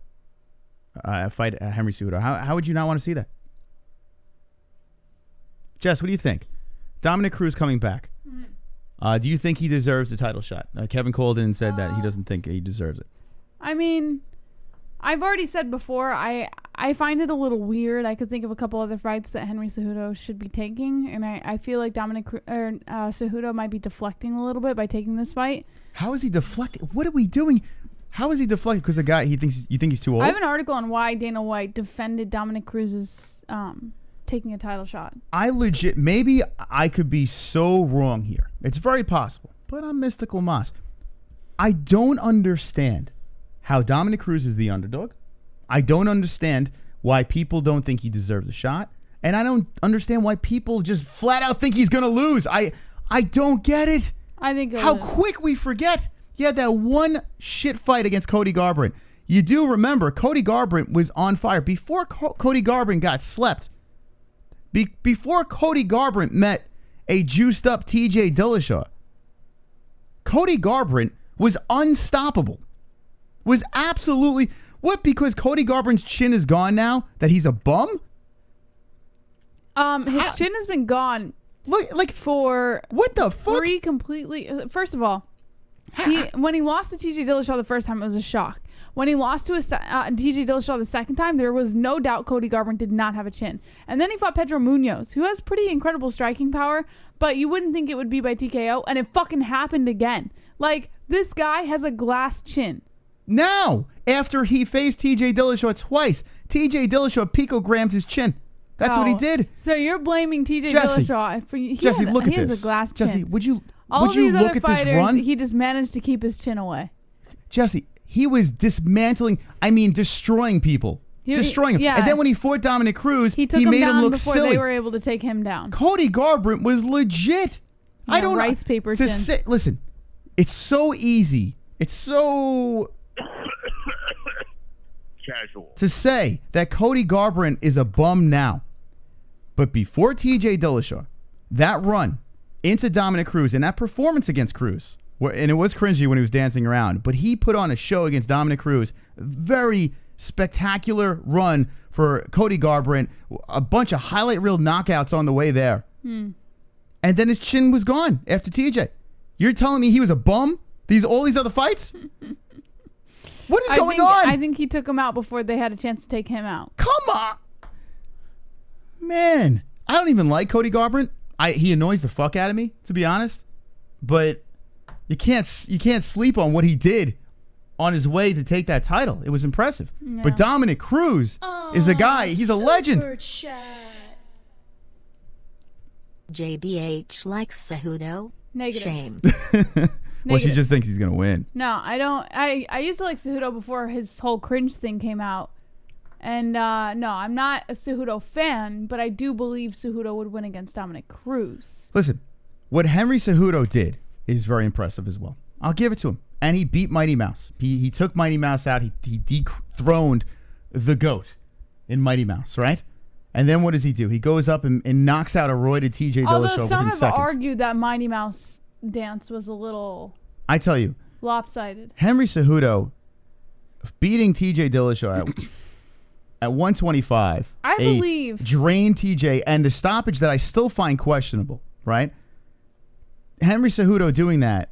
I feel if Henry Cejudo fought TJ Dillashaw at 135, Henry Cejudo would get destroyed. I really do feel that. I feel that if TJ Dillashaw faced Henry Cejudo at 135, when he was TJ the Juicehead Dillashaw, Henry would have took a major L.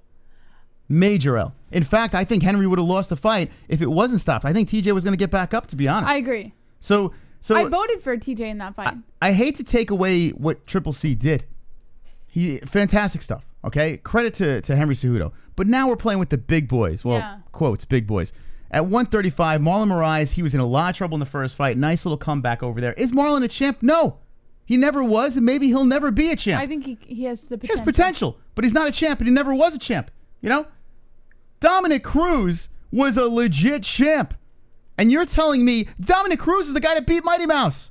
Before Henry, it was Dominick. Come on. What are we doing?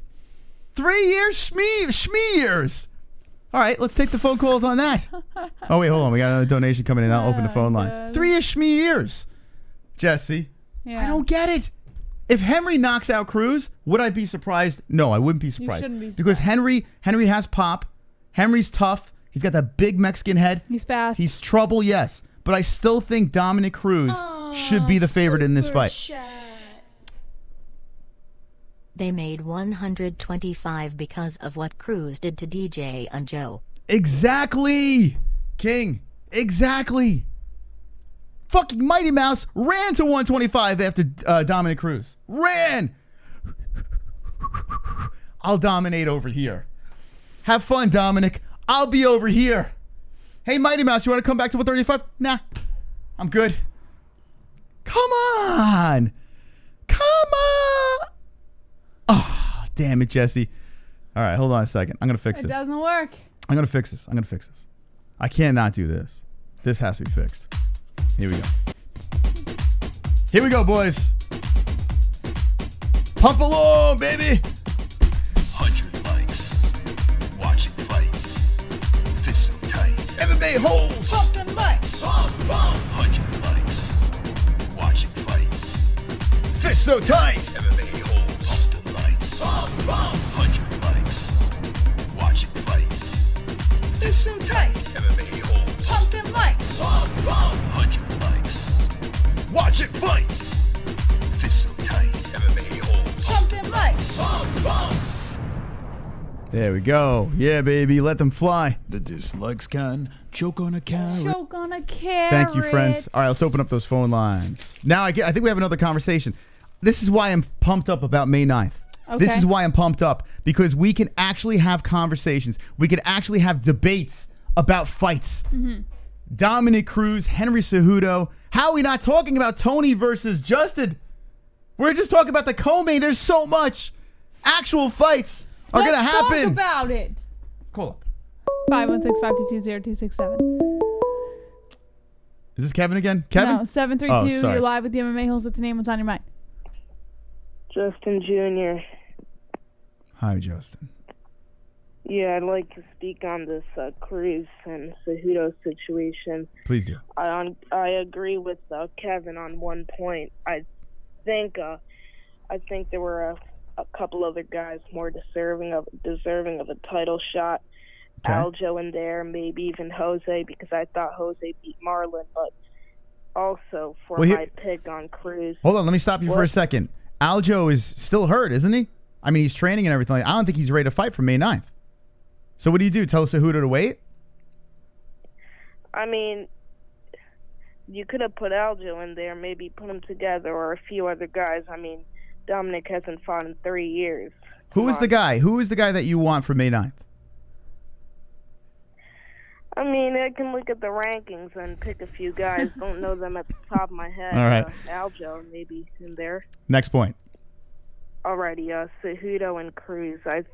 First of all, people forget that, obviously Cejudo's making more money at 135 and it's more comfortable for him to cut weight there, but that's not his best division. And also, he was losing to Marlon. Yes, he stopped Marlon, but he was losing to him, and if Marlon survived in the third round, and if it was a 3-round bout, Marlon would have won.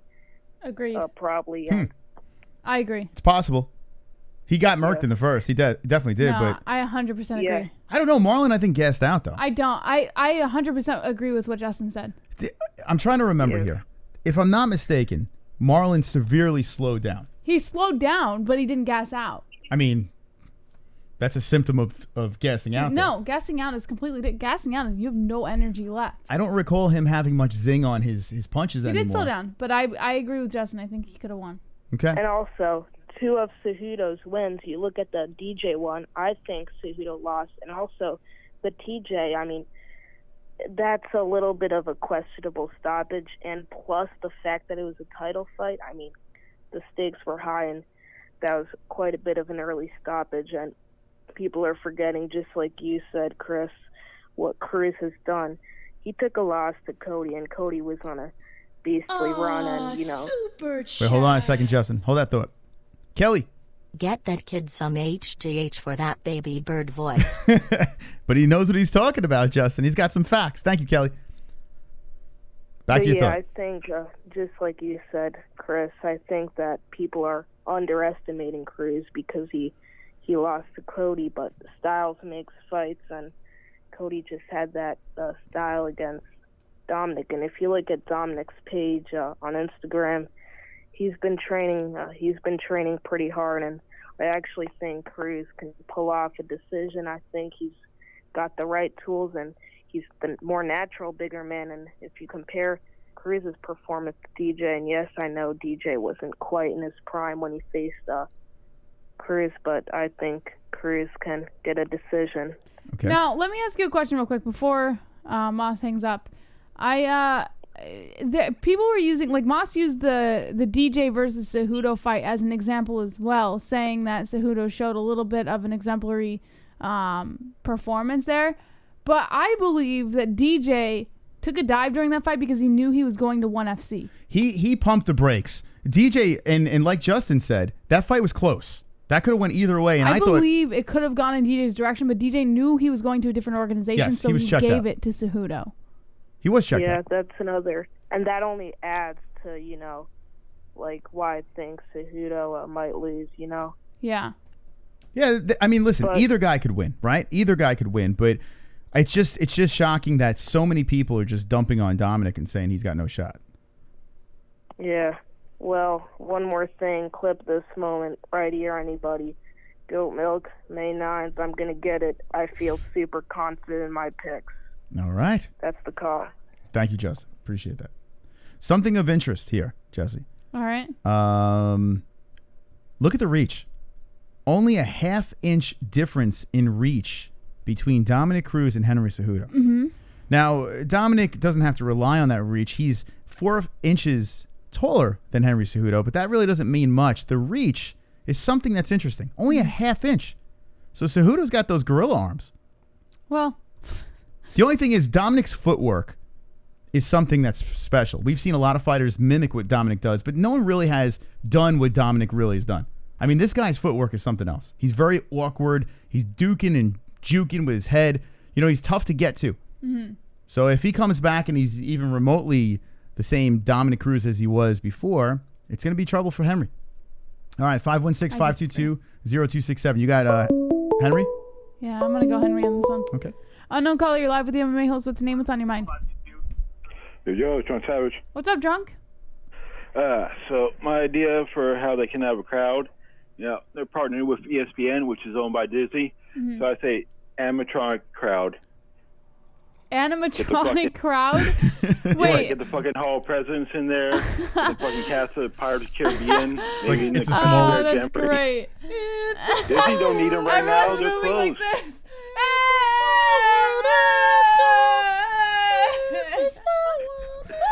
I can see that. Oh, that's funny. Yeah, small world after all. Come on. Like iRobot, almost. Yeah, why not? They can pick Just Bleed on Lincoln's forehead. They could do something. Sure. That's funny. That should be our next emoji, like a robot of some sort, like the. Yeah, you definitely need the Just Bleed guy as the emoji. What are you doing, Jess? I don't know what Jesse's doing. That's my robot. What? That's your robot. What kind of robot are you doing here, Jess? So you're saying the whole crowd of just people doing that? Okay. Oh my God! If Disney had those robots, I'd 100% go. Look at that! Oh my God! Beautiful, Jess. Oh my God! All right, drunk. Not a bad idea. What else you got? But this fucking GSP and Khabib thing they stop for right now. I mean, we can't even get two active fighters in Tony and Khabib in the cage at the same time. We're gonna get fucking Khabib versus a retired GSP in there. Okay, come on, stop it. Yeah. Well, you know what that is, drunk. That's Ali Abdelaziz just looking for that cash. He's just no. Right now, it's not even him looking for cash. He's just lobbying to get Khabib's name in the headlines again. Because everybody's talking about Ferguson and Gaethje when it was supposed to be Ferguson Khabib. And now Khabib lost out because now Khabib's father's sick. He's back in Russia. He's trapped in Russia. Whatever the case may be, Ali is looking to get Khabib's name back in the headlines as fast as possible. And what better way to do that than to talk about GSP coming back? No, looking to skip fucking Tony. He's scared. Yeah, I don't know. Fucking ran to Russia. I feel Moss's prediction might be right, where Khabib might not fight the winner of Ferguson Gaethje. It's not happening. It's not happening. It's scary to think. I hope he's wrong, but I think I'm worried he might be right. Yeah, because the UFC would make GSP over Tony Ferguson right now because all the fucking pullouts. Yeah, for sure. There's no doubt about it. Well, we got a super chat coming in. Henry broke Marlon with one arm and leg, actually. One arm and one leg. He got hurt in the first round, right? Isn't that what it was? I think he got hurt. Something like that. He got wobbled. With his knee. Yeah. He got fucked up in that first round. Yeah. But yeah, what Henry did to Marlon Moraes is fantastic. And here's my argument. And I'm not saying Marlon Moraes is a bum. He's not a bum at all. He's not. He's fantastic. And he put our boy Aljo out quickly. With many others, he's done that too. But he's never a champ.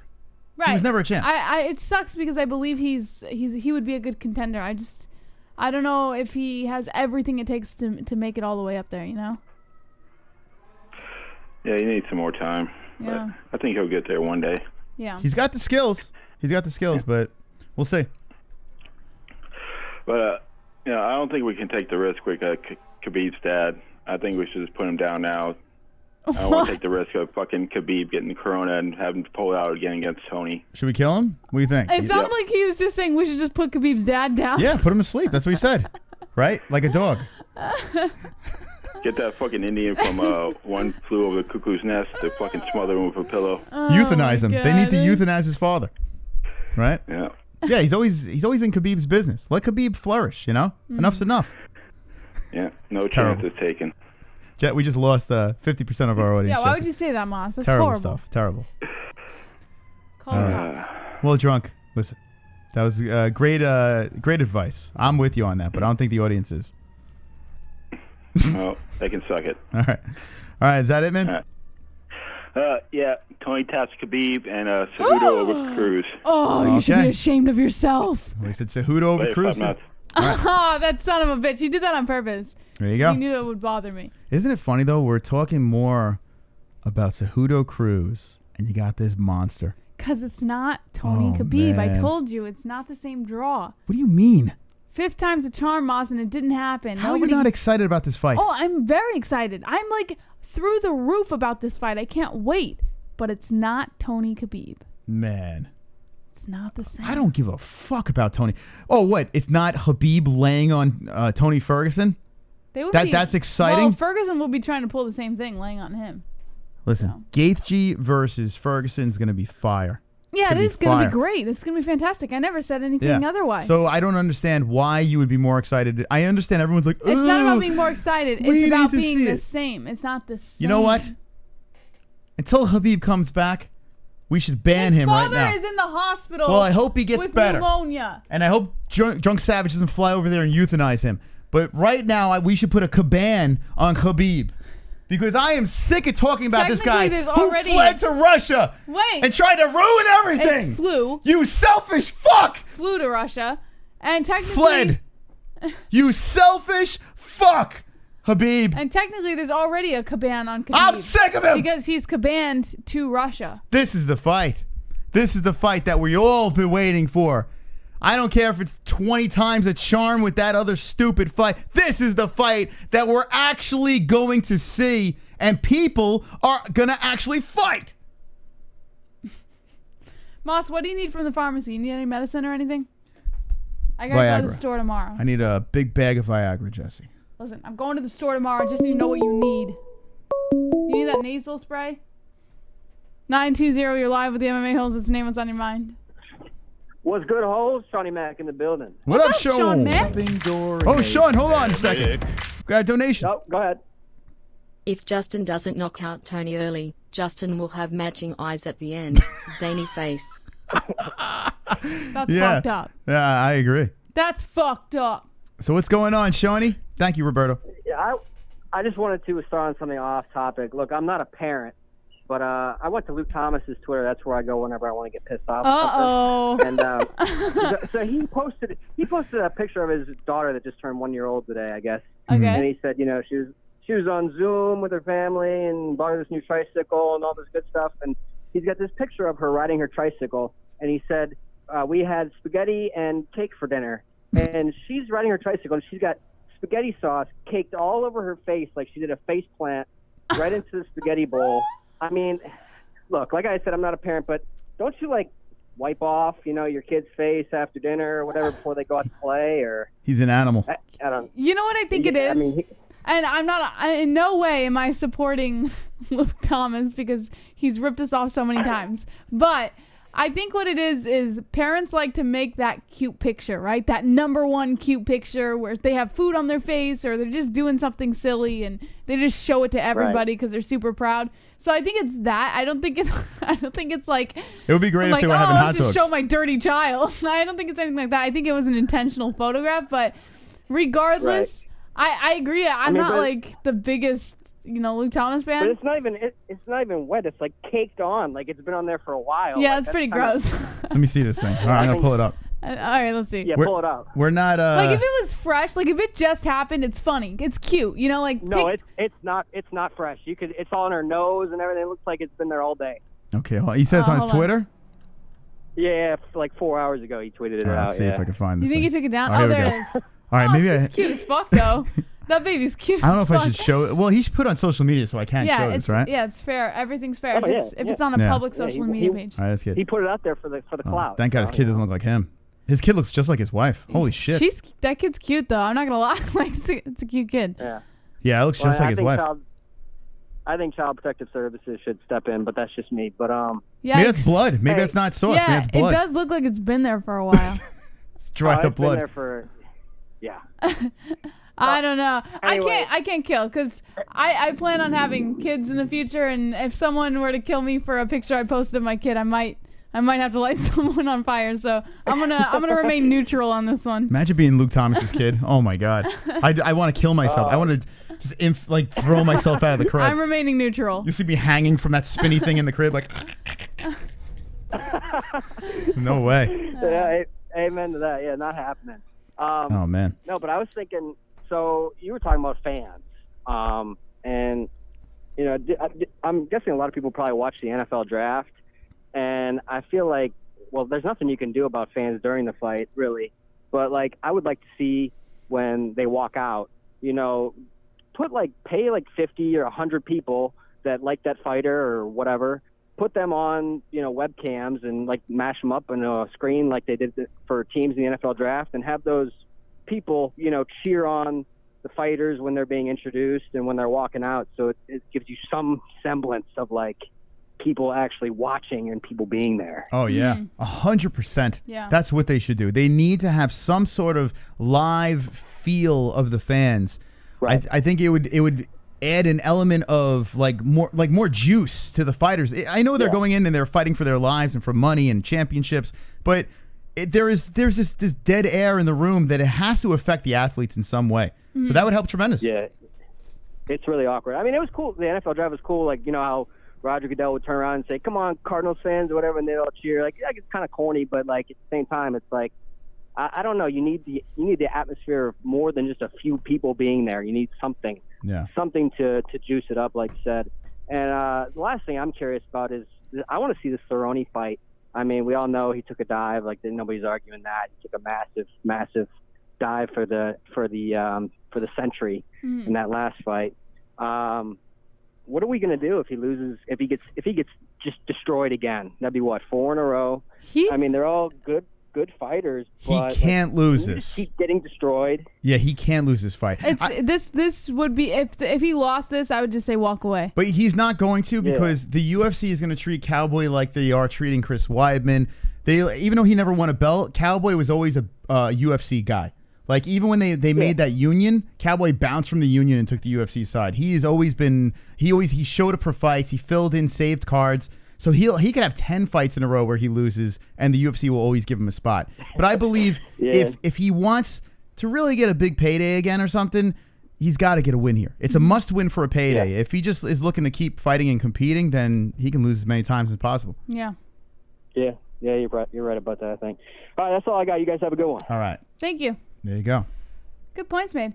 By the way, there are people in the chat saying that this sounds like Fierce. I can almost guarantee you that in no way does that sound like Fierce. That guy had a sack between his legs. Fierce would be talking about himself the whole time. Monday, it's the apple in decay. Red apple, JBH. Monday, it's the apple in decay? What does that mean? I don't know. You look like you know what it means. I have no idea. I don't know, but it's sexy. That's a sexy donation. Monday, it's the apple in decay.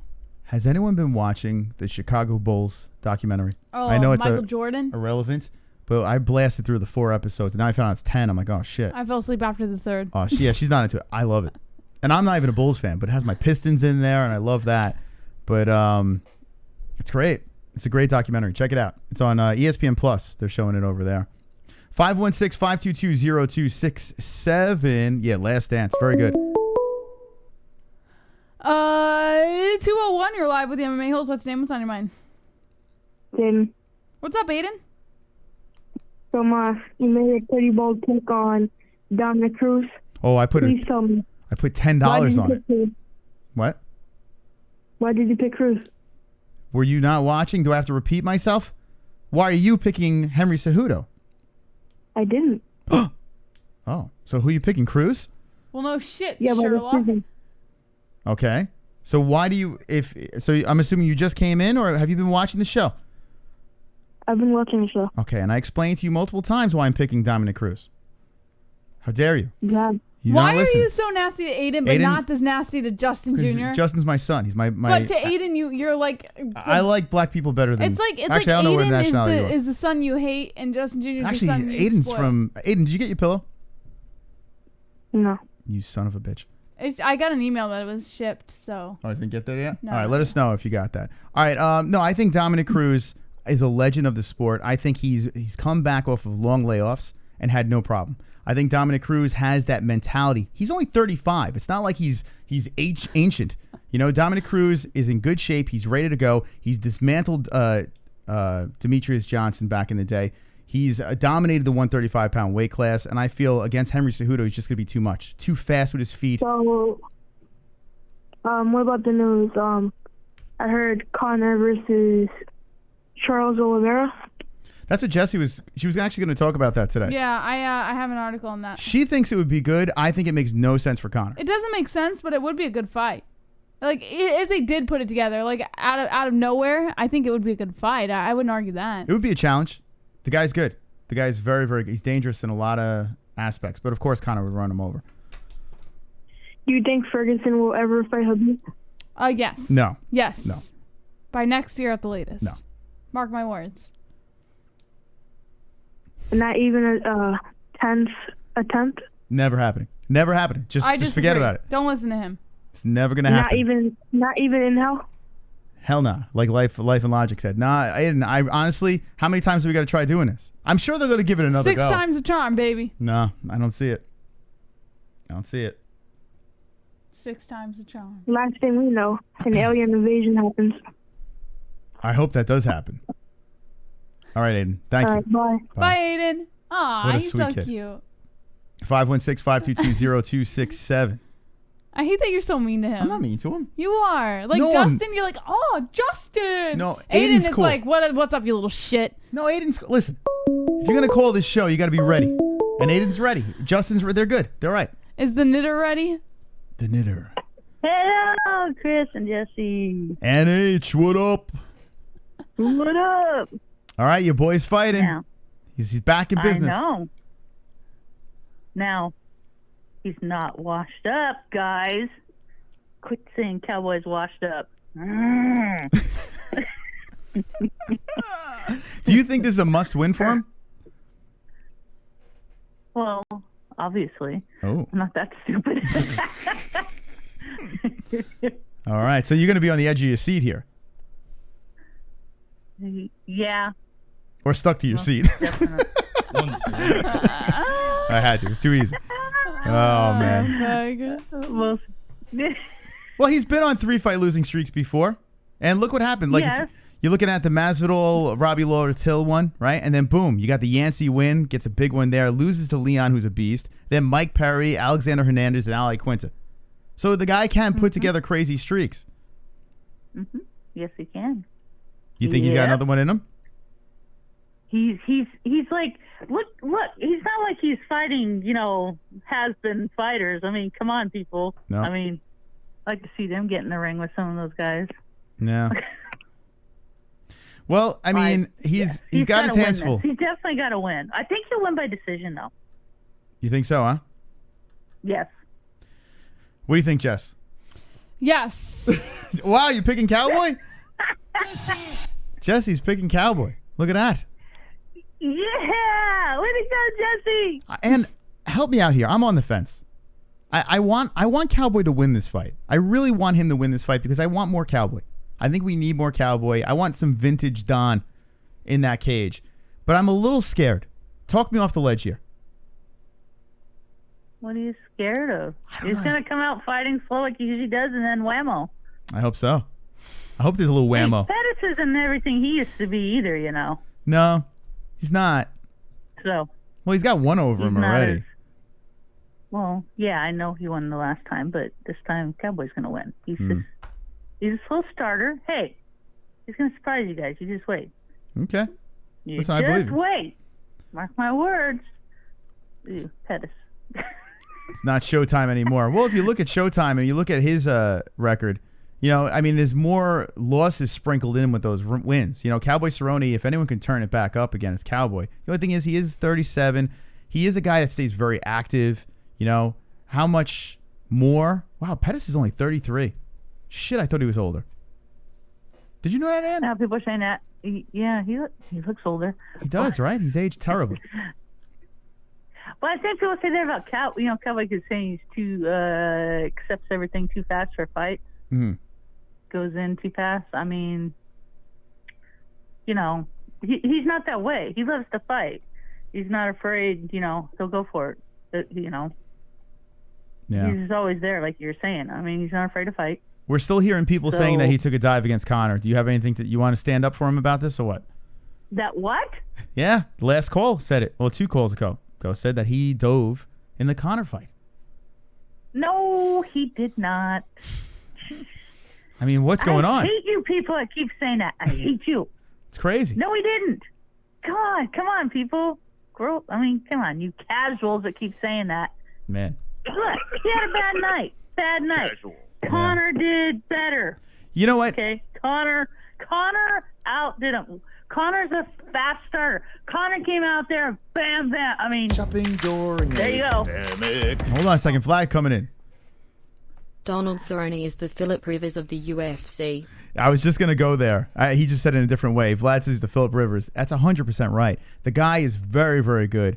But when it comes to the big dance, every time, and this was a big moment for Cowboy, it just doesn't go his way. He falls apart. And that's, I think, even as a Cowboy fan, I think you can agree on that. When the big dance happens, it just doesn't work for some reason. Yeah. Sorry, Ann. Yeah. Yes. But he's going into the Hall of Fame, right? I disagree there. You got to admit, though, he's probably the best guy that's never won a belt. Like, he probably is the best UFC fighter that's never won anything.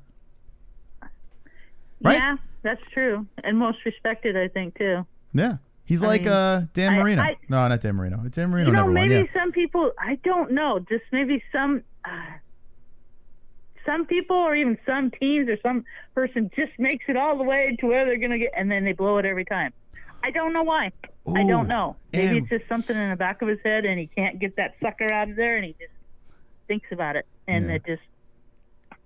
Maybe. He wants to, like you said, you never know. We don't know how fighters, Manny C throws something out there. He says Uriah Faber is the best fighter that's never won a belt. Let me think about this, Ann. I'm leaning towards Cowboy. But yeah. I know Ann's gonna say. What do you think, Jess? What do you think? It's up to you. Uriah Faber's a legend. Can I be honest? Yeah. I was too busy admiring you that I was. And what is going on? She's admiring you. Yeah, all right, we'll go back. No one's ever said that to me yet. I never had that happen to me before. It just so happens to happen with almost 300 people watching. Can you repeat the question, please? No, better fight. All right, the best fighter that's never won a belt. Yeah. We threw Cowboy out there. The reason why I'm saying, I don't want to say the reasoning. Cowboy or Uriah Faber? Who is the best fighter that's never won a belt? In the UFC. Let's say that. Man. Uriah Faber. Fuck. Very good, Uriah. But I want to say Cowboy because he's got the most submissions in UFC history and the most... Oh, no, that's Nate Diaz. Cowboy's got almost all the records. Everything. Yeah, I would say Cowboy. Also, Cowboy Cerrone... Yeah, I'm glad. Good for you, Jess. I'm glad you brought that up. He has all the records, and he's taken on fights on literally 2 weeks' notice. Just jumped in there, cowboyed it up, and won. I would have to go Cowboy. So I think it's a landslide Cowboy. Yeah, I really do. Yeah, but Faber's good, but I don't think he could BJ Penn himself though. Even though BJ Penn was a champion, he could if he just keeps on taking L after L after L too long. People are gonna forget what Cowboy did. That could be the problem. Yeah. So. Yeah, I hope not. Hope that doesn't happen. No. And I agree with you with Cruz. Why do people sleep on Cruz? Cruz, come on. People, you can't sleep on Cruz. I don't know, man. He does not get ring rust. We've seen that. No such thing with him. Preach, Ann. His moves, I'm sorry. Talk to me, champ. He's going to take it. Bye-bye, Triple C. That's right. His run is over. The old man Dom is going to get the dub. By the way, Henry Cejudo is 33 years old. So he's only 2 years younger. It's not like he's a young strapping stud. There's a 2-year difference. Cowboy Cruz has all this rest now too. It's been just chilling, banging broads. That's what Dominick Cruz does. Dominick Cruz just bangs broads on the side, just hangs out. No. He's not married, just wetting his dick constantly. Right, Ann? Yeah, just like me hanging out with Mike H and Cowboy right there, Yes. whatever you said earlier. Yeah. That's right. And I'm just, going for bro and stroking All away. Right. It's true. All right. Anything else, Ann? No, I just want to say, shout out to MMA-Holes. I love all you. You guys are all great. Love you all. Love you, Chris and Jesse. We love you, Ann. Love you, Ann. Wonderful. Have a great night. Love you. All right. Wonderful. Oh, Ann. Oh, I just want to run away with Ann H. I just want to... What? Oh, I'm sorry. If I was single, of course. If I was Dominick Cruz, I would just settle down with Ann H. I would steal her away from Mike. Do you ever get lost, Moss? Like, you probably don't. Do you ever like? Do you? All the time. 409, you're live with the MMA. What's the name? What's on your mind? Lower the stream in the background, please. Thank you.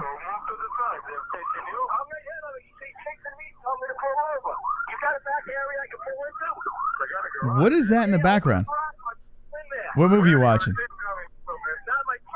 All right. 516-522-0267. I hope you know that doesn't work because it doesn't pick it up. But yeah, 516-522-0267.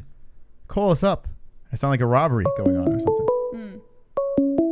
210, you're live with the MMA-Holes. What's the name? What's on your mind?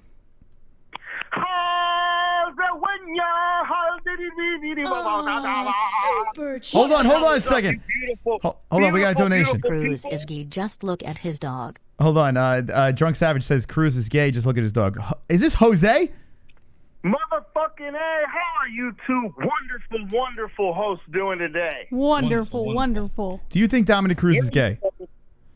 All right, listen, man. You guys got to remember, man, Dominick Cruz, Mr. Plantar Fasciitis. I used to be a big fucking Dominick Cruz fan back in the day, but that motherfucker sneezes and he gets a fucking torn ACL. Do not be surprised if he pulls out of this fucking fight. Come on, guys. What? How short is your memory?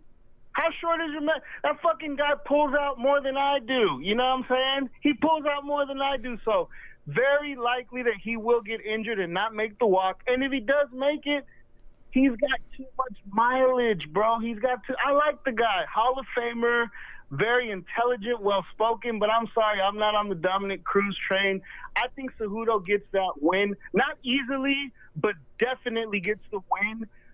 And really I think it's going to be a lackluster fight. I don't see that as really a good fight. They're going to be dancing around each other. What I want to talk about is Biggie Boy. Oh. Biggie Boy, 10-0 Rosenstruck. Okay, give it to me. Listen, I'm a little worried because sometimes we've seen Rosenstruck in a weird one against Alistair Overeem, and we've seen Francis Ngannou with a weird one with Derek Lewis. Do you think that there's a chance that they might negate each other and it turns into a circling weird match? This one's going to fucking turn into the King of Africa. Who better to take out a big, scary black dude than a big, scary black dude? You're absolutely right, though. There is that possibility that these two big, scary motherfuckers cancel each other out. But you know what, though? I don't think it goes that way. Because they both did it before. They can't afford to do it this time. And what I think Biggie Boy, I think he's going to fucking knock the Predator out, and that's going to be fight of the... It's crazy that Francis, the Predator, had two bad showings. He had that shit fight against fucking, what's his name, the Black Beast, which was, let's never mention it. And then, of course, he got beat by Steelpick. Steelpick is the greatest fucking heavyweight of all time. Come on, So, yeah, he looked shitty against Steve.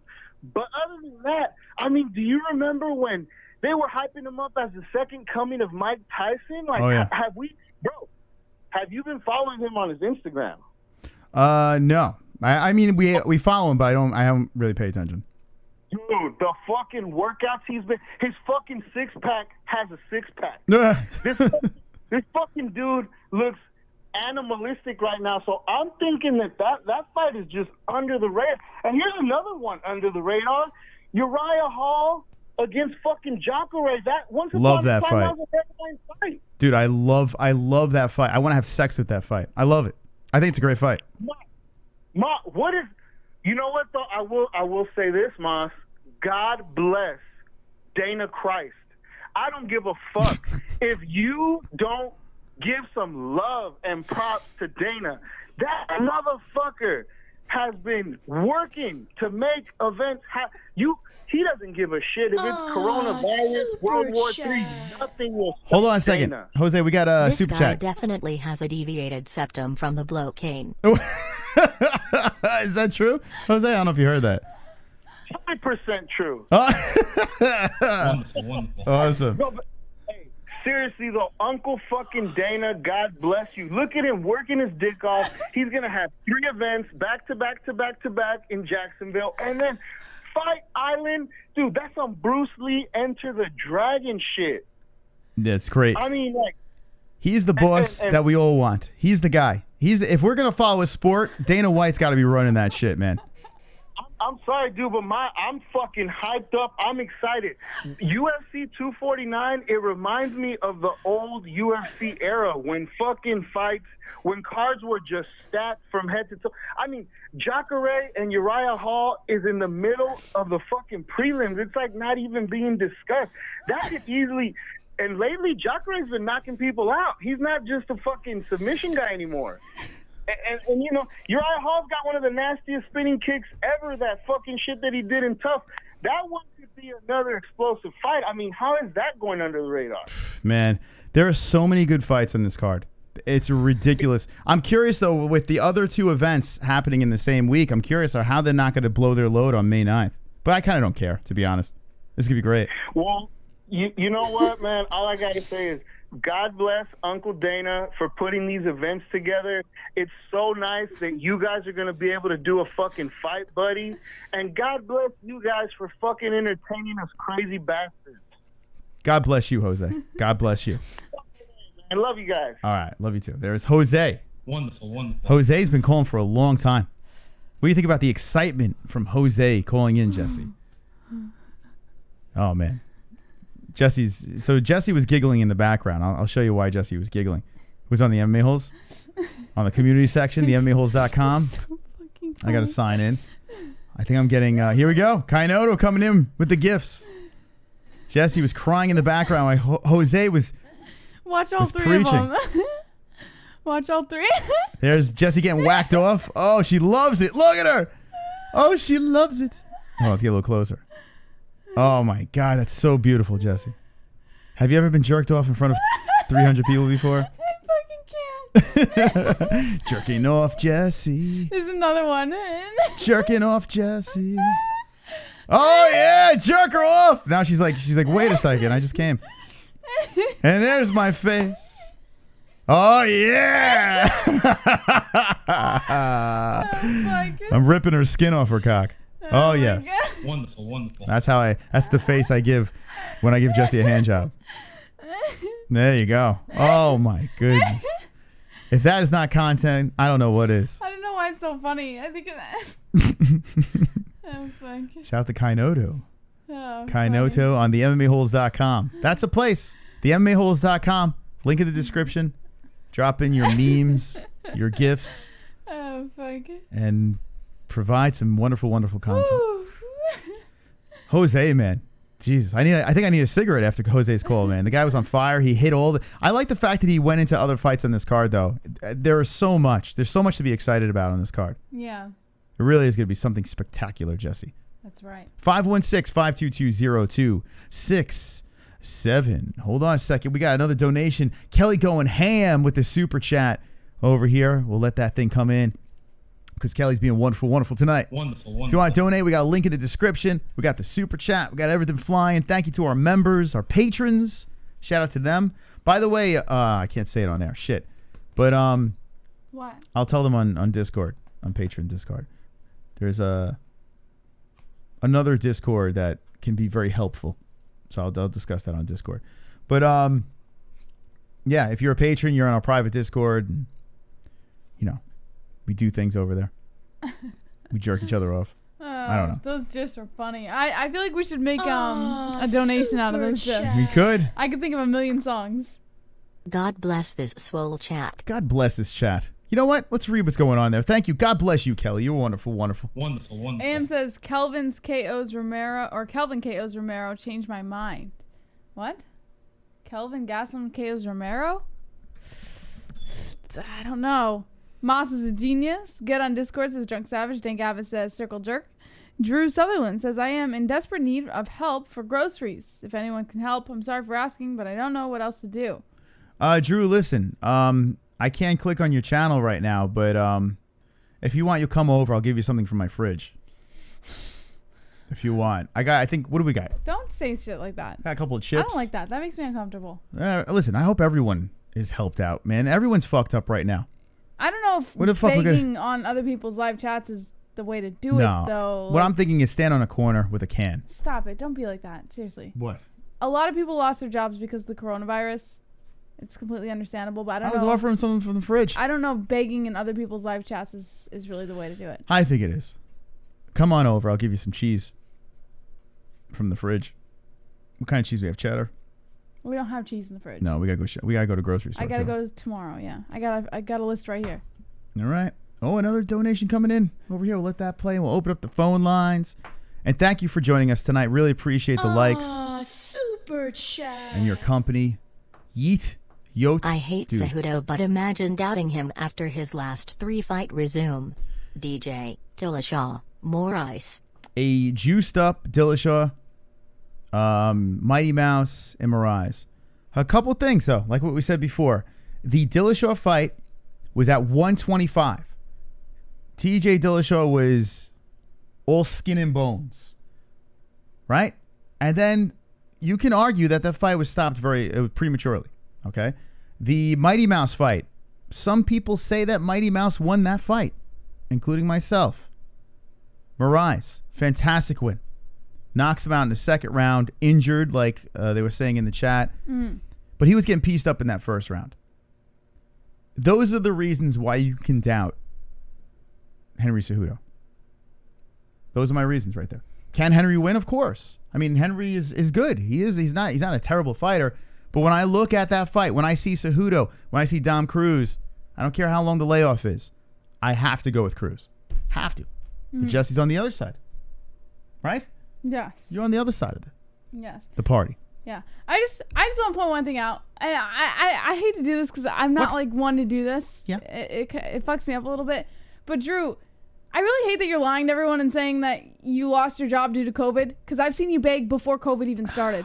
So it really bothers me a little bit. If you could just stop, because it's actually driving me a little nuts. You're lying to everyone. I get it. Like, if you're looking for money, it's cool. But don't lie to people. Like, Is Drew the guy that lives out of his car? He's the one who keeps begging everyone for money. He's been doing this since before COVID started. So he's the guy that lives in his car, right? Yeah, I just don't like it, dude. Like, just don't lie. Like, that's all I'm saying. It's cool if you're begging for money. If that's the way you want to make your money, it's fine. But just don't lie about it, you know? Like, he says he's not lying. He never begged before. You are lying, though, because I've seen you. You sure it's the same guy? I have, yes, 100% seen this guy beg for money. So, Drew, here's the deal. We can't even click on your channel. So YouTube did away with, like, we can report, remove, put in timeout, hide user, or add you as a moderator. I think you'd be a great moderator. Just don't lie. No, but we can't even look at your channel. So if we even want to send you groceries, how are we sending you these groceries? Help us out here, Drew. And yes, Drunk, it is. I've seen this guy. And if it is the same guy, I mean, no, it might be a different guy. It's definitely not. I will show you after the show. This is Pull definitely. Up his, actually, you could see if you could find that guy's channel. If it's the same name, then. It's just, I don't like the. But yeah, it's. I don't like the lying to people thing. It just fucks me up a little bit. We'll do some research. You'll give us a little Drew Sutherland. Any relation to Donald? I'll look for you. Or Kiefer? We're giving this guy too much like time. We're not. It just is. I don't know. It's just fucked we'll up. Make it a bit. We're not. You know, listen. People are in need, and we're not making fun of people in need. That's fucked up, especially during these times. This is not him. There's a million Drew Sutherlands. I'll show you. There's a lot of Drew Sutherlands. So who do we give the grocery money to, Drew? Do we give it to this guy or this guy? You're green though. Oh, you're gray. So you're not either of these guys. I don't know, Drew. You sure you're not related to Donald Sutherland? Yeah, I'd rather donate to Felony, to be honest. Listen, I'm cool. Like, if that's how you make your money, that is what it is. I'm not going to judge you. Everyone makes their money their own way. Look at this guy. I'm not going to fucking judge you for it. I don't know. I just, like, be honest, maybe. You'd probably be more inclined to get more people to donate if you're just honest. Yeah, man, listen, I hope, if you're not lying, I hope everything works out. I hope, you get your job back if you lost your job. But, I don't know, what do you want us to do? You can click on the channel in comments, not in live. Yeah, we can't do it in live. So come back in the comment section, and if someone wants to help them out, help them out. That's all. Let's see. Hold on. Here's Drew coming back in. Oh, I got scared there for a second. Johnny, what up? Come on! Get loud, MMA holes in the crowd. Yeah, Johnny! Come on, get loud, MMA holes in the crowd. Let's go! MMA holes in the crowd. MMA holes in the crowd. MMA holes in the crowd. All right, Johnny, what do we got? There's only one bad thing about the main event. I wanted McGregor to be the one to fight Gaethje. McGregor would put him on Queer Street in 10 seconds, then finish him off with hammer fists and prove all those fuckers wrong that were talking shit. You know, I'm with you. It sucks because he was the guy that was supposed to be the backup guy, right? He should have fought not Gaethje. He was supposed to fight Tony Ferguson. But because now he's stuck in Ireland, you got Khabib stuck in Russia. You can't do any of those fights. So Gaethje actually came in, and you got to give Gaethje a lot of credit. And Ferguson for taking the fight.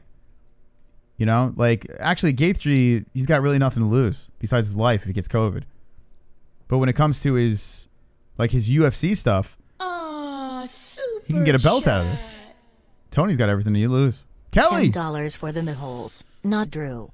Too harsh? Let's go, Kelly. Let's go.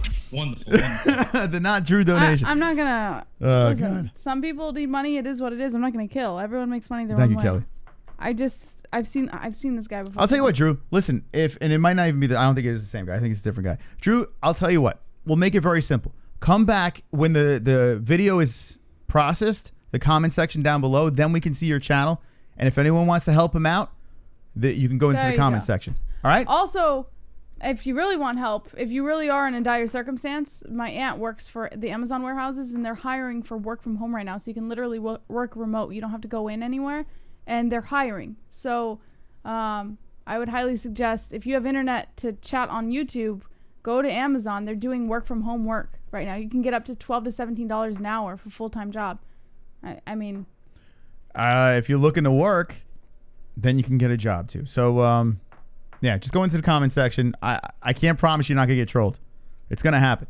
Chances are. But if someone wants to be kind and help you out, true. go there. You can work from home. So they're hiring remote locations and on-site locations. So if you live in a state where there's no warehouse, then they're doing work from home locations where you can do your job. Just as long as you have internet, you can get paid $12 to $17 an hour. You know, like, all joking aside, a lot of people are getting laid off now. A lot of people, I know people that are going through shit too.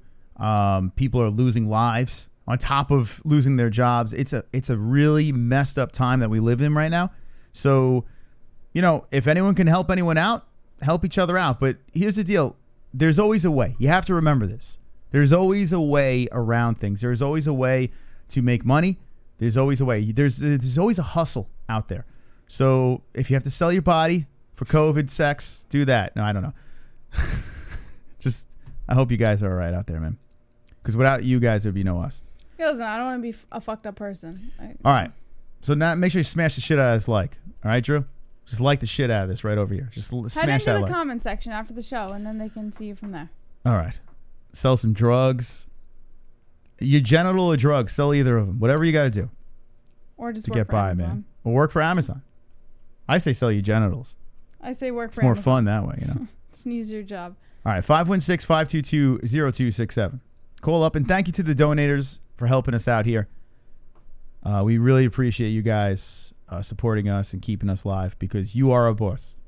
You're the reason why we stream multiple times a week. You're the reason why we can hang out here and keep this community going, so we really appreciate it. And shout out to the subscribers over here. May 9th is going to be a mega night for us. Unknown caller, you're live with the MMA-Holes. What's your name? What's on your mind? Real quick, I forgot to get this on my last call. Darren Till, I think, had a funny tweet.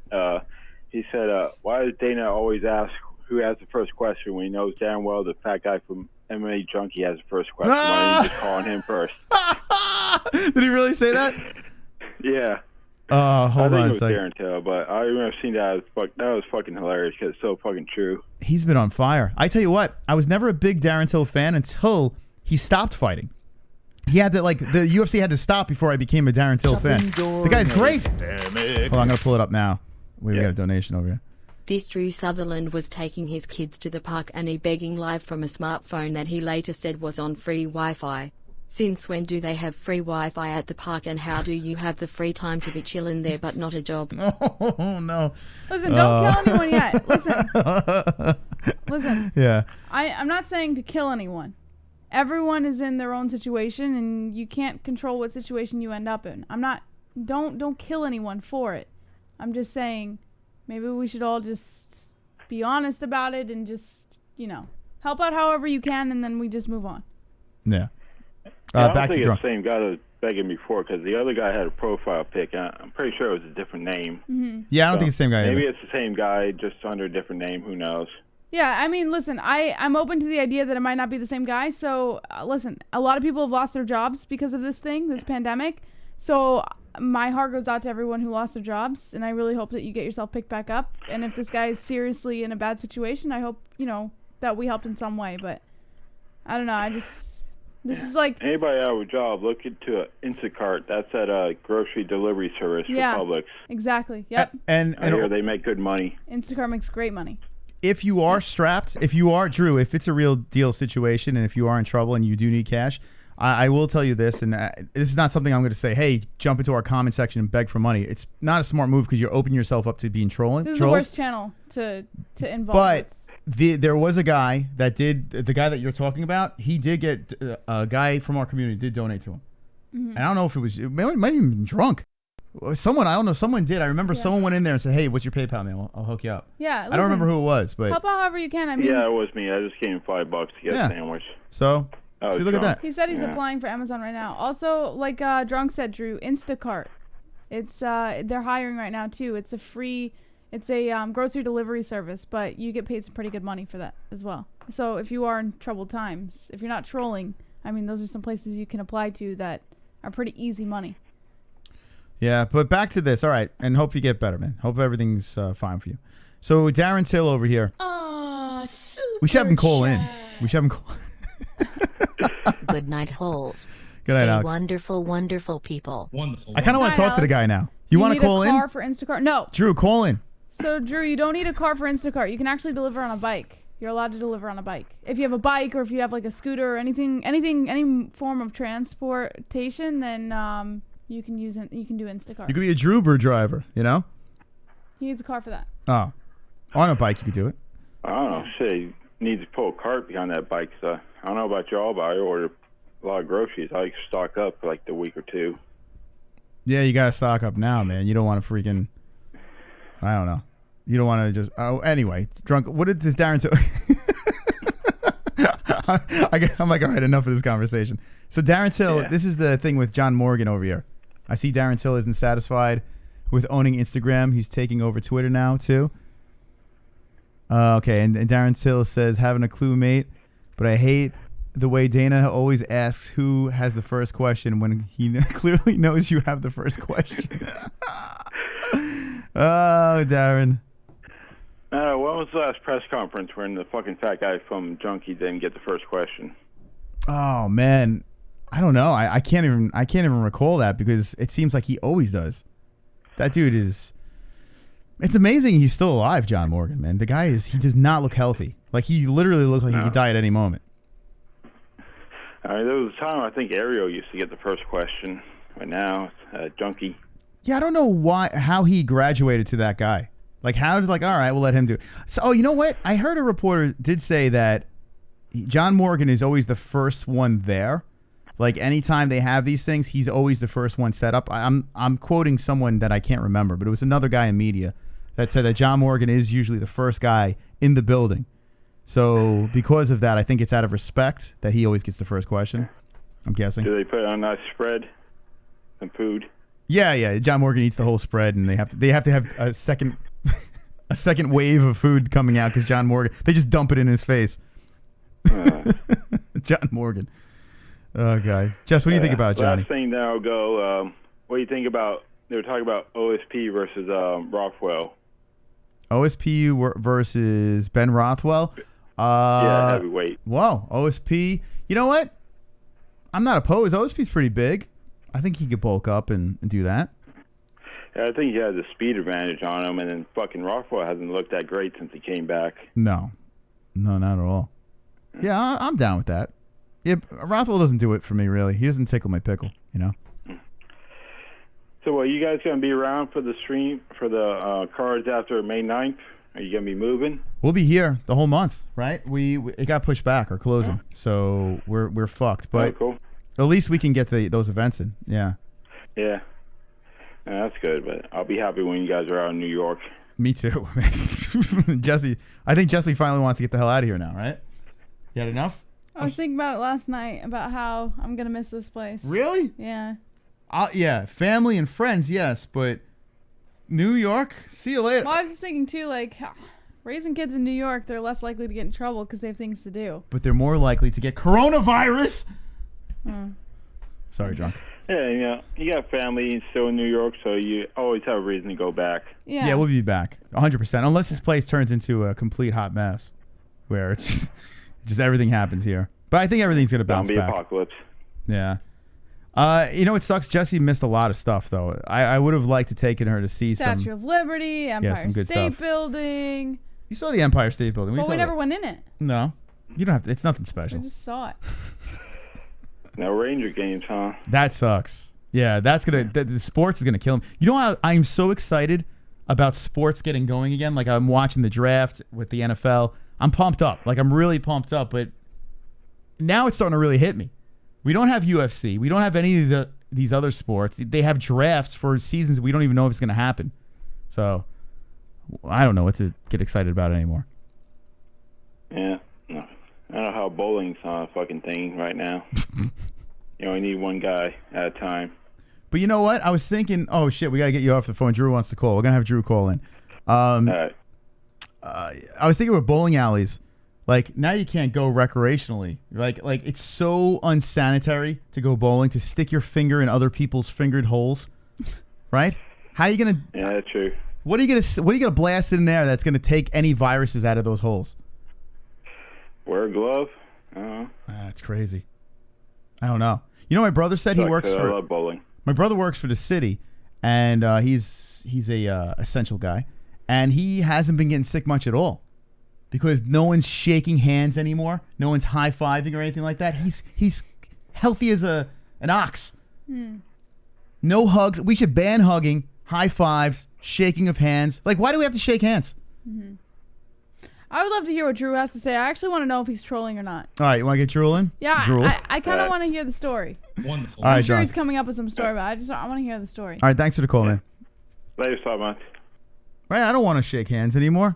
Why do we have to do that? Like, I'm so accustomed, and coming from like an Italian family on my father's side, like everyone kisses each other hello. We don't have to do that shit anymore. If it's not Drew, just hang up. All right, we're gonna get Drew in. I want you to keep someone. Let Drew call in until Drew comes in. So just hang up if it's not Drew. All right, so Drew, here's the number. Let Drew call in, and we'll talk to Drew. We'll talk him off the ledge, man. Oh It's man, not that one. It's not this one. Okay. Unknown caller, you're live with the MMA Holes. What's your name? What's on your mind? Tell Drew to get a job, you bum ass. That's what he's doing. I want to hear the story though. We already know that. Let's hear the story. I knew it. You're saying what everyone else is saying. Like, there's gonna be like 15 Drews calling in now. Hey, it's me, Drew. All right. He didn't call in as Drew. Yeah, well, you know what's gonna happen. Let's see. That's not him. 309, you're live with the MMA Hills. What's your name? What's on your mind? Nigger. Drew, is that I you? told you it wasn't him. Drew? Drew, is that you? Why do you keep him on? 516-522. Drew sounds racist. Damn, man. Drew? 516-522-0266. Now that's me. No, I think he said now that's me. I was like, oh my God. All right. 516-522-0267. I don't think that was Drew, Jesse. Do you think that was him? Yes. All right, let's see if him. this is Drew. 702, you're live with the MMA Hills. What's your name? What's on your mind? Hey, I'm sorry. That wasn't me that just called and said all those racist things. This is Drew. Oh, hey, Drew. How's it going, man? Hey, guys, I apologize. I don't know who that was. I heard y'all say, is that Drew? Is that Drew? That wasn't me. Oh, okay. I was calling to say, I wanted to call mainly just say I'm sorry. I didn't mean to hijack y'all's channel and all. Somebody suggested trying that on YouTube, and I I'm sorry. So what happened? Tell us your story. What's going on?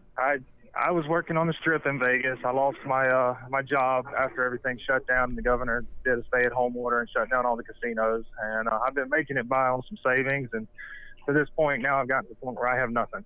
And what do you luckily do? They can't evict you right now. I set up and tear down conventions for MGM. Oh shit. Oh wow. So they Yes, shut sir. down everything over there. So you're wow. Yeah.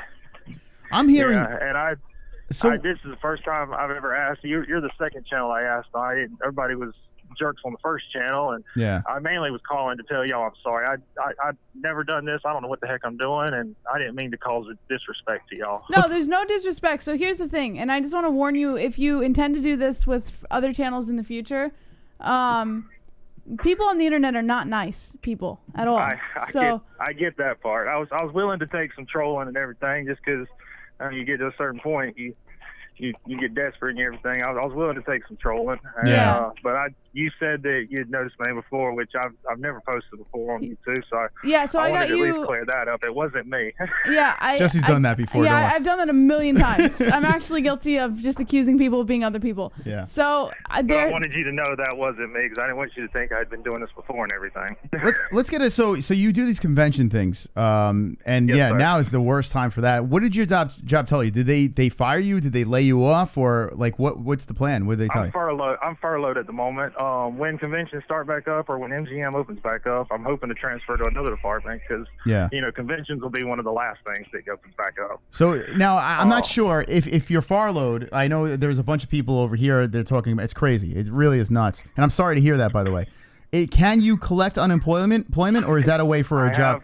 I've gotten my card. I'm waiting for them. They're backed up. I'm waiting for them to load money on it. I've Good. gotten my card, and I applied for food stamps, and I'm waiting on that. Yeah. So I'm just waiting for them to load the money on it. I'm not exactly sure. They were saying something about 600 plus and everything, which I'm not really want. I just want enough to get by. I get my stimulus check on the 4th. Yeah. And according to the IRS website. Okay, good. And I just got to the point where I was literally at zero and was just trying to do something. I've Craigslist all day today trying to find a gig. Hold on, we got someone coming in here. Hold on a second. My apologies. This is a different guy. Yeah, it is a different guy. All right, Drew, here's the deal. What I want to do is this. And we have a generous community. The reason for this community, they're why we're live. We were able to quit our jobs and do this for a living over here. And we're assholes, but we're not complete assholes. So I understand a lot of people have lost their jobs, and a lot of people are in the same boat as you. And I'm glad you applied for unemployment because that's going to help, and the stimulus check is going to help as well. But if you are in tough times and you do need help, I would say come back in the comment section when the stream is processed. And if someone wants to give you a hand, they can do that. You give your PayPal and do that. Yeah, in your comment, just drop your PayPal email, and anyone who can help you out can click the link directly and drop that in. That's a blessing. I really appreciate it. I don't know what they're going to do, to be honest, but hopefully they can help out. Yeah, and like I said, I wasn't trying to. Somebody just suggested trying to do this, and I wasn't trying to hijack y'all's chat and everything. And the main reason I wanted to call is say, "Oh, sorry," and to clear it up with her because I didn't want her to think I was that person before. No, she takes people out. I have a bad problem. I start to think you're someone else, and I'll demolish you before you even have a chance. Drew, what is your PayPal? MAS, the number 2. Okay. CARDS@gmail.com. Okay, so hold on. You're going to have to repeat this. We'll drop it. If I tell you what, if you email us the link. It's MAS2, and then what's the rest? Cards, like baseball cards or playing cards, cards@gmail.com. At gmail.com. All right. Maybe we have Roberto Hernandez in the chat. If anyone was to send it, I will pay it back as soon as I get my stimulus check. I'm not trying to get a free handout. I'm willing to pay it back. No, we get it, dude. Hold on a second. We got a donation What coming in. are his main hardships? What are your main hardships? He just lost his job. Yeah, I mean what do you mean, what's his main hardship? He just lost his job. Listen, I mean, you got to do what you got to do, man. I mean, over there is a good place, though. Listen, if push comes to shove, hand jobs pay very well.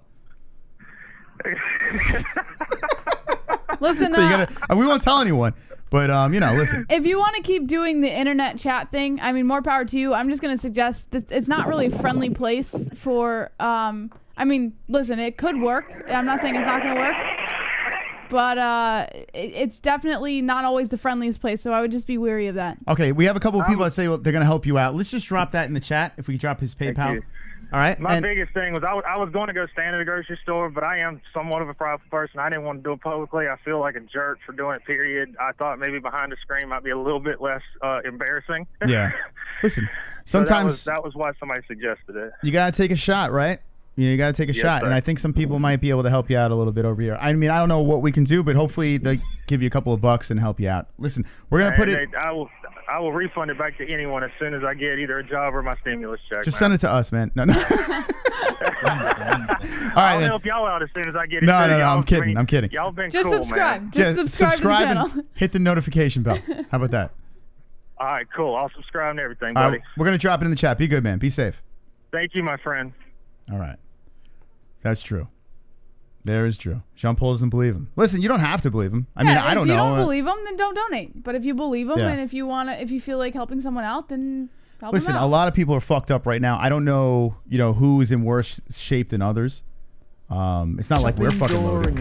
If we were loaded, I would dump a bunch of money on him too. Does he have car note? Credit card payments? Rent? Sounds like he's flying a jet. If bills are drowning him, there's so much he can do. That's what I meant by hardship slow. Yeah, I mean, finger. I hear you, man. Kind of listen. Listen. I hear you. Here's the thing. If you don't believe him, don't donate. If you do believe him, if you do feel that he does need help, even $2 helps, dude. Nobody's asking you to donate $100. All right? Just help him out a little bit if you believe him. If you don't, then fucking leave it alone. Who cares? Sure enough, because if he's scamming, good on him. If he gets by. I don't know. What are you going to do? You see, sometimes you'll see bums on the street, and they're just like, this is for booze. And you're like, I got to give this guy money. He's just flat out saying, hey, or this is for hookers. I don't know. I believe in good karma. So even if he's lying, if I gave him $2, it's like good karma. You know? Whether it's a lie or not. I don't know. If you want to help him, help him out. We dropped it in the chat. That's his PayPal, and see what happens. That's all. That's all we can say. All right. Let's just finish up the stories over here. And we have 6 minutes left. And I appreciate the company. I really appreciate your company. We're going to be live again on Wednesday night, Friday night next week. Fight briefing. Oh, finally a fight week. Oh, my God. I can't wait. I can't wait. I just want to eat my microphone. I'm so excited about UFC 249. I cannot wait. Dana White's going to put something beautiful together for us. Everyone's going to be fine and healthy. The coronavirus is going to go away. We're going to move to Arizona and live happily ever after with our MMA holes. We're going to bring all of you to Arizona with us, even if you don't live there. Drunk Savage comes up with a good idea saying Drew can only sell a seed. You get like $2,000 for that. Sell your cum. I have been convicted of multiple violent felonies and served hard time, and I had a job within 5 days of being out. Wow. Construction will set you free. Drew. Good. Are they doing construction right now, though? Is that an essential business? I don't know, man. Well, if Kelly is, I mean, construction's tough, too, because when you get in, I know a friend of mine, I think he just got laid off from construction. It's tough, especially when you're starting out, because they'll just lay all you guys off. Yeah. And if they only work if there's jobs in the area, but it's good paying. You could make some decent coin doing right it. Now? I don't know, man. It depends on the area, I guess. In Florida, everything's essential. Just move to Florida. You can work anywhere. Shopping during a pandemic. Thank you, Kelly. There you go, buddy. Check your PayPal. Oh, fucking A, Roberto. What a beast, man. Helping Drew out. I tell you what, I wish I could pay Roberto back for everything he's done for this channel. It is insane. Roberto's insane, man. I tell you what, if there's a fucking heaven, you got a one-way ticket to that place. Good karma. Right there, Roberto. Put the wings on Roberto right now. Send him to heaven over there. I won't see you there, but let me know how it is. All right, let's just finish up these stories, and thank you guys and gals for the donations. All right, so we spoke about many things tonight, and Wednesday we'll dabble into the card a little bit more. But what else do we have here in this news? Kamaru? Yeah, he's basically calling Woodley out, saying that Woodley's holding himself back by picking and choosing opponents. Usman has never had a personal grudge with Woodley, but he's got some advice for the former UFC welterweight champ if he wants to get back to the title. Just fight. Usman defeated Woodley at UFC 235 to become the welterweight champion. and defended it this past December with the 5th round TKO over Colby Covington. A fight against Jorge Masvidal looms later this year. Meanwhile, Woodley still hasn't fought since falling into Usman in March 2019. A hand injury derailed a rematch with Robbie Lawler, and the coronavirus pandemic sunk his most recent matchup against Leon Edwards at UFC London. In the wake of the March event's cancellation, Woodley has been pushing for a fight with Covington, appearing for less interested in rebooking the matchup against Edwards, who's currently riding an 8-fight win streak. Immediately after losing the title, Woodley believed an immediate rematch could be warranted considering he was a multi-time defending champion. Unfortunately, he never got that opportunity, and he's being stuck on the sidelines ever since. It's now been 13 months since Woodley last fought, and given the current climate, there's no telling when he'll get the chance to compete again. Of course, Woodley can't be blamed for an injury or the global pandemic delaying his return to action, but Usman knows there's a growing list of contenders building momentum who are ready to face him, while the former champion is still sitting on a loss from over 1 year ago. Rather than waiting for the perfect opponent to the exact right time, Usman suggests following a similar path as his teammate Gilbert Burns, who's been ready to answer the call anytime the UFC needed him. That willingness to fight anyone at any time led to Burns receiving a high-profile fight against former title contender Damian Maia, whom he promptly knocked out in the first round when they met in March. So basically, Usman's saying, Woodley, stop being a little fucking pussy and get your ass back in the cage. Well, I mean, he already beat him up. Why is he giving Woodley advice? He beat him up already. Well, like, what are you doing? He's saying that Woodley's making a huge mistake by just sitting there and acting like a spoiled brat, waiting for the one that he wants instead of the fight that he should actually take. I'm sorry, Kamaru. Who are you fighting? True. Do we know who you're fighting? Just put your shirt back on. What are we doing here? I mean, you're probably, I mean, you are the best 170 right now. So, I mean, when it comes to skills, you're a beast. But Jesus Christ, when you open your mouth, not so much. Mm-hmm. So we already discussed this one a little bit. Khabib versus we can GSP. pass that. That's number one bullshit. Also, we discussed this one a little bit. Coach John Wood says Donald Cerrone is ready to open up a can of whoop ass at UFC 249. Basically, I hope so, man. Yeah, basically talk about what he has. If Cowboy Cerrone wins this fight, gets the redemption fight over Anthony Pettis, who he lost to already, on a 3-fight losing streak, we might have a little left in Cowboy, a little more excitement. I'm really pushing for Cowboy in this thing. I'm not feeling very confident about Cerrone winning, but I'm pushing for him. Let's see what the Bet DSI odds are. I really want Cowboy to win. I'm going to be a complete fan in that one. I want Cerrone to get back in the dub column. I like to see him bounce back, you know? I hate to see him just keep on catching L's. He's a plus 119. So, rightfully so, the underdog. But it's kind of close. I don't know, Chad. What do you think? Does anyone think Cerrone's got it? Can he pull this dub off? Get the rematch win? I hope so. I mean, good on Pettis. Every time you think Pettis is down and out, he gets a big win. So it's going to be a tough opponent. Cerrone love for men was his downfall. His love for men. Thank you, OG Geezer. Copy. Cowboy Pepperoni. Cowboy. Sir, I got to put this chat in a better place. When I read the chat, this is why I have Jesse do it. I have my microphone like right in the line of the chat. I need in the Arizona studio, I'm going to find it, and I'm going to put it in a better spot. I promise. I'll give you a better. Oh, time's up. We'll go a little longer, guys, because you are extraordinarily generous. So that's what makes Conor. Hold on. Makes it Conor if Gaethje for interim if JG wins. Okay, so that makes it Conor and Gaethje for interim if Gaethje wins. Conor and Gaethje.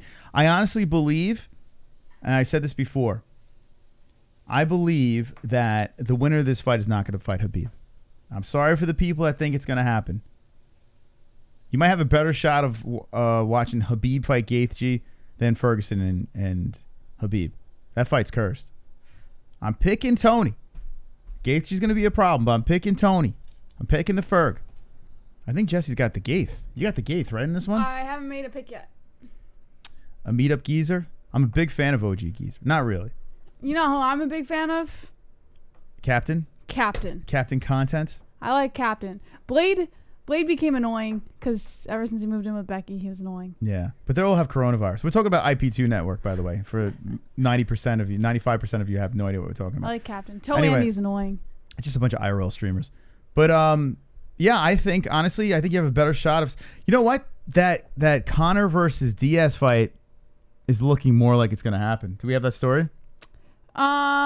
Which one? Oliveira? Conor Diaz. You remember you were reading that? Oh, no. That was from the last show we did. No, but you were reading it today, too. You said something. Dana White said something. Oh, yeah. Dana White is doing an organization with Halle Berry. It's some sort of charity where they're going to let a fan pick what fight goes on the Fight Island card. So there's always the option, but there's no guarantee. Yeah, I don't know. I think you're going to see that trilogy. I think that's more of a real thing. They might be leaning towards that direction. I would love to see Conor fight Ferguson, Gaethje. Actually, I'd rather see Conor fight Gaethje. Like, I think that would be fun. Like the person said it earlier in the stream. Shittles, Gaethje people up. But I think it's a good fight. You know, I think it's a fun fight. More importantly, Moss, we're the MMA media goats. We are. We sure are, man. We're where you get your content. Right? Think about this. There's nothing to talk about. And we just did how many hours? There's nothing to talk about. Almost 3 hours. There's really no stories right now. There's no fighting going on. We had Submission Underground, which no one gave a shit about, and we still reacted to that. We are the greatest reaction show. We're the greatest news show. We're the greatest MMA show in the world! And look at this, Jesse. We got a subscriber, IRL Celebrity. Say, look at that. How about that? Subscribe! What are you waiting for? Wonderful, wonderful. All right, anything else in the news? Yeah. Charles Oliveira versus Conor McGregor. We already discussed this a little bit. I don't know how much further you want to discuss it. I think it's interesting, but I don't think Conor would be in this in any way. I think I like the fight, and I think if Conor were to take it, it would be a co-main event. I don't see it as a main event thing, but then it's never happening. Yeah. Dana White defends Dominick Cruz receiving the title shot after nearly 4 years off. Everyone's complaining about Dominick Cruz getting this title shot, but Dana White's defending it. Unfortunately, he'll also be remembered as an athlete whose career was ravaged by injuries, with several multi-year absences from action due to the various struggles he's had staying healthy. The last time Cruz appeared in the UFC was in 2016 when he lost a unanimous decision to Cody Garbrandt in a fight that cost him the 135-pound title. Since then, Cruz has been sidelined by various injuries, including a broken arm and shoulder surgery that has kept him out of action. Despite the long layoff, Cruz will jump right back into a title fight at UFC 249 when he faces reigning champ Henry Cejudo in the co-main event on May 9th. Of course, Cruz's title shot came together after former featherweight king Jose Aldo was ruled out of the fight due to travel restrictions getting into the United States due to the ongoing coronavirus pandemic. Still, though, Cruz receiving an opportunity to compete for the title coming from a loss coupled with nearly 4 years off had many higher-ranked bantamweights scratching their heads about the UFC's decision-making. For a guy like Henry Cejudo, who's literally willing to fight anybody and wants to fight all the best, you want the Jose Aldos, the Dominick Cruzes, and those types of guys on your resume, says Dana White. Several bantamweight contenders have raised questions about Cruz receiving a title shot under these circumstances, but regardless of the former bantamweight champion, will get the opportunity to reclaim the title on May 9th. Okay. There you go. Dominick Cruz. I think he deserves it. Who are you talking to in that live chat? Nobody. Anything else? Yeah, we got one more. Greg Hardy is ready to live on Fight Island, saying he's going to knock out all 15 heavyweights en route to a UFC title, Moss. He did look good in his last fight. Even though he lost, came in on short notice. He fought a tough dude. Mm-hmm. According to MMA Mania, power-punching UFC heavyweight Greg Hardy is going to be stepping inside the octagon to throw hands anyway, so why not do it on a lush tropical island where he can also live and train every day for the next year or so? That's why the Prince of War is petitioning promotion president Dana White for a spot on Fight Island, the remote and still secret location that will allow quarantine fighters to bypass stateside travel restrictions. Before Hardy can worry about his island adventures, the Prince of War must first get past Jorgen de Castro. The Prince of War. At the upcoming UFC 249 pay-per-view event on May 9th, taking place inside VyStar Veterans Memorial Arena in Jacksonville, Florida. After that, Hardy plans to eliminate the rest of the top 15, saying, quote, "I think we start with number 15 and go down the line. 15 fights later, I knock out the guy who's holding the belt, whoever that is. You get the best show like that. Go down the line, or the whole line, so everybody can just shush, calm down, wait their turn, and get knocked the crap out. Nobody can talk trash because I'd be fighting all the best. Everybody with a number. We do it the G Hardy way. easily just eliminate everybody one by one on the island.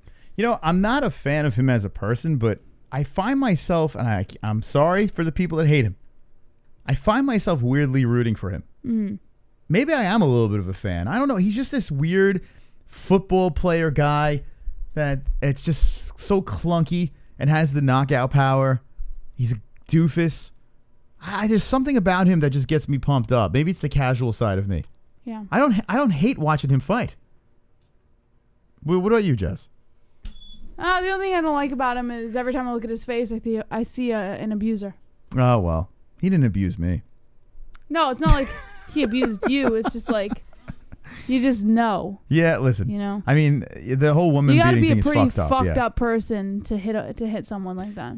Well, I don't know the story. I don't know what the fuck happened. There's never an excuse for that. I honestly, I don't condone that behavior, but I don't know what the fuck happened. And if he's such a bad dude, why is he in the UFC? Apparently, because the UFC can capitalize on his name. It's not that hard so to you're figure saying out. that they just turn there, and then why isn't War Machine? Why don't we get War Machine out of Any jail? large sports organization would turn a blind eye to a woman abuser.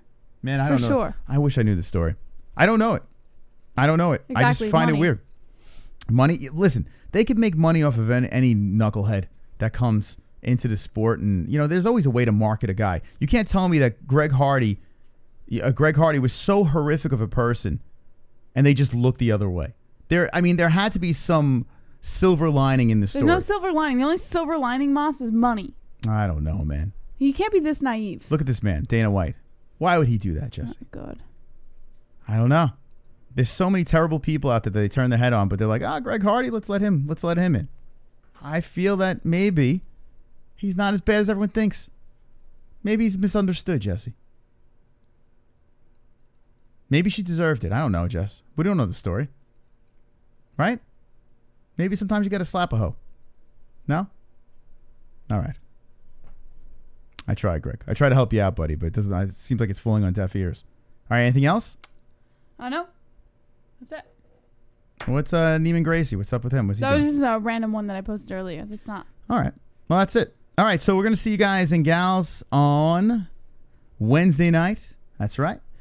Wednesday night show. Thank you for joining us tonight. It was a good time. I had a fun time with you friends. Me too. Yeah, what about Mike Tyson? Hold on a second. Pump the brakes. Thank you, Dan. I brought him up in other situations before. Mike Tyson was a straight up piece of shit, and he is glorified. How does he get a pass with beating up women, drugs, just enjoying drugs, biting a man's ear off? Same reason Greg Hardy. But you like Mike Tyson. I never said. When did I ever say I like Mike Tyson? You don't hate him. When did I ever say I like Mike Tyson? And I didn't know that he beat women. And now that you told me that, all I'm gonna think is woman beater. I used to use Mike Tyson with the whole Conor thing. Like Conor's never beat up a woman before. But when people are like, women. He's a we don't even know if he raped a woman. But Mike Tyson, we know. He's convicted. Yeah, I didn't know that. I know that now. So that's what I'm saying. Like, man, yeah, why we pick Mike Tyson and say, well, he has a speech impediment and he was really good, so we're just gonna put aside everything. But Greg Hardy probably did way less, than what Tyson did. I don't want to get into this. Why? Why are we picking and choosing? It's just going to delve into a situation you don't want to delve into. I don't know. I think we're hypocrites. I think that's what it is, Like we pick and choose. If we don't like a guy for a certain reason, we pin something on him. It's not just a certain reason. He laid his hands on somebody, and he had no excuse to do it. Rumble Johnson. What about him? He laid his hands on a woman. I didn't know that. Got let go. You delivered the story. Rumble Johnson, who's coming back to the UFC, laid his hands on a woman. Okay. And she fucking called the cops on him and the whole deal. Okay, so he's a woman beater. What do you want to do? Do you like Rumble Johnson? No, I never once said that, so... Should he be back into the, Should Jose says those women all deserve... All right, felony! Oh, well, listen. You don't want to go there, buddy. She has her reservations about felony. I've already stated my piece on that one. Yeah. Great, thank you, Kelly. Appreciate it. Yeah, felony. I love felony. I do. I really do. I like felony. Listen, what he did was wrong. Was wrong, and I don't condone it. But all right, I'm gonna leave it on this, and I don't want to argue. I'm not looking to argue, but I'll leave it on this. If you believe in God, you believe in forgiveness, right? I want to fucking choke you so fucking hard right now that you actually When died. Jesus was on the cross and there was like a murderer and this person on each side, he looked over with his hands spread over, his arms wide open, and looked over. It's like, I forgive you. I know you don't believe what you're saying. And I forgive you too. If you pray to that guy that forgives everyone, why are you throwing shade? Think about it. Don't ask me that question because I'll answer it. Think about that. All right, we'll end on that. Keep the discussion going in the comment section down below. Wonderful. We'll see you guys later. Jesse? Don't be an a-hole. Be an MMA hole.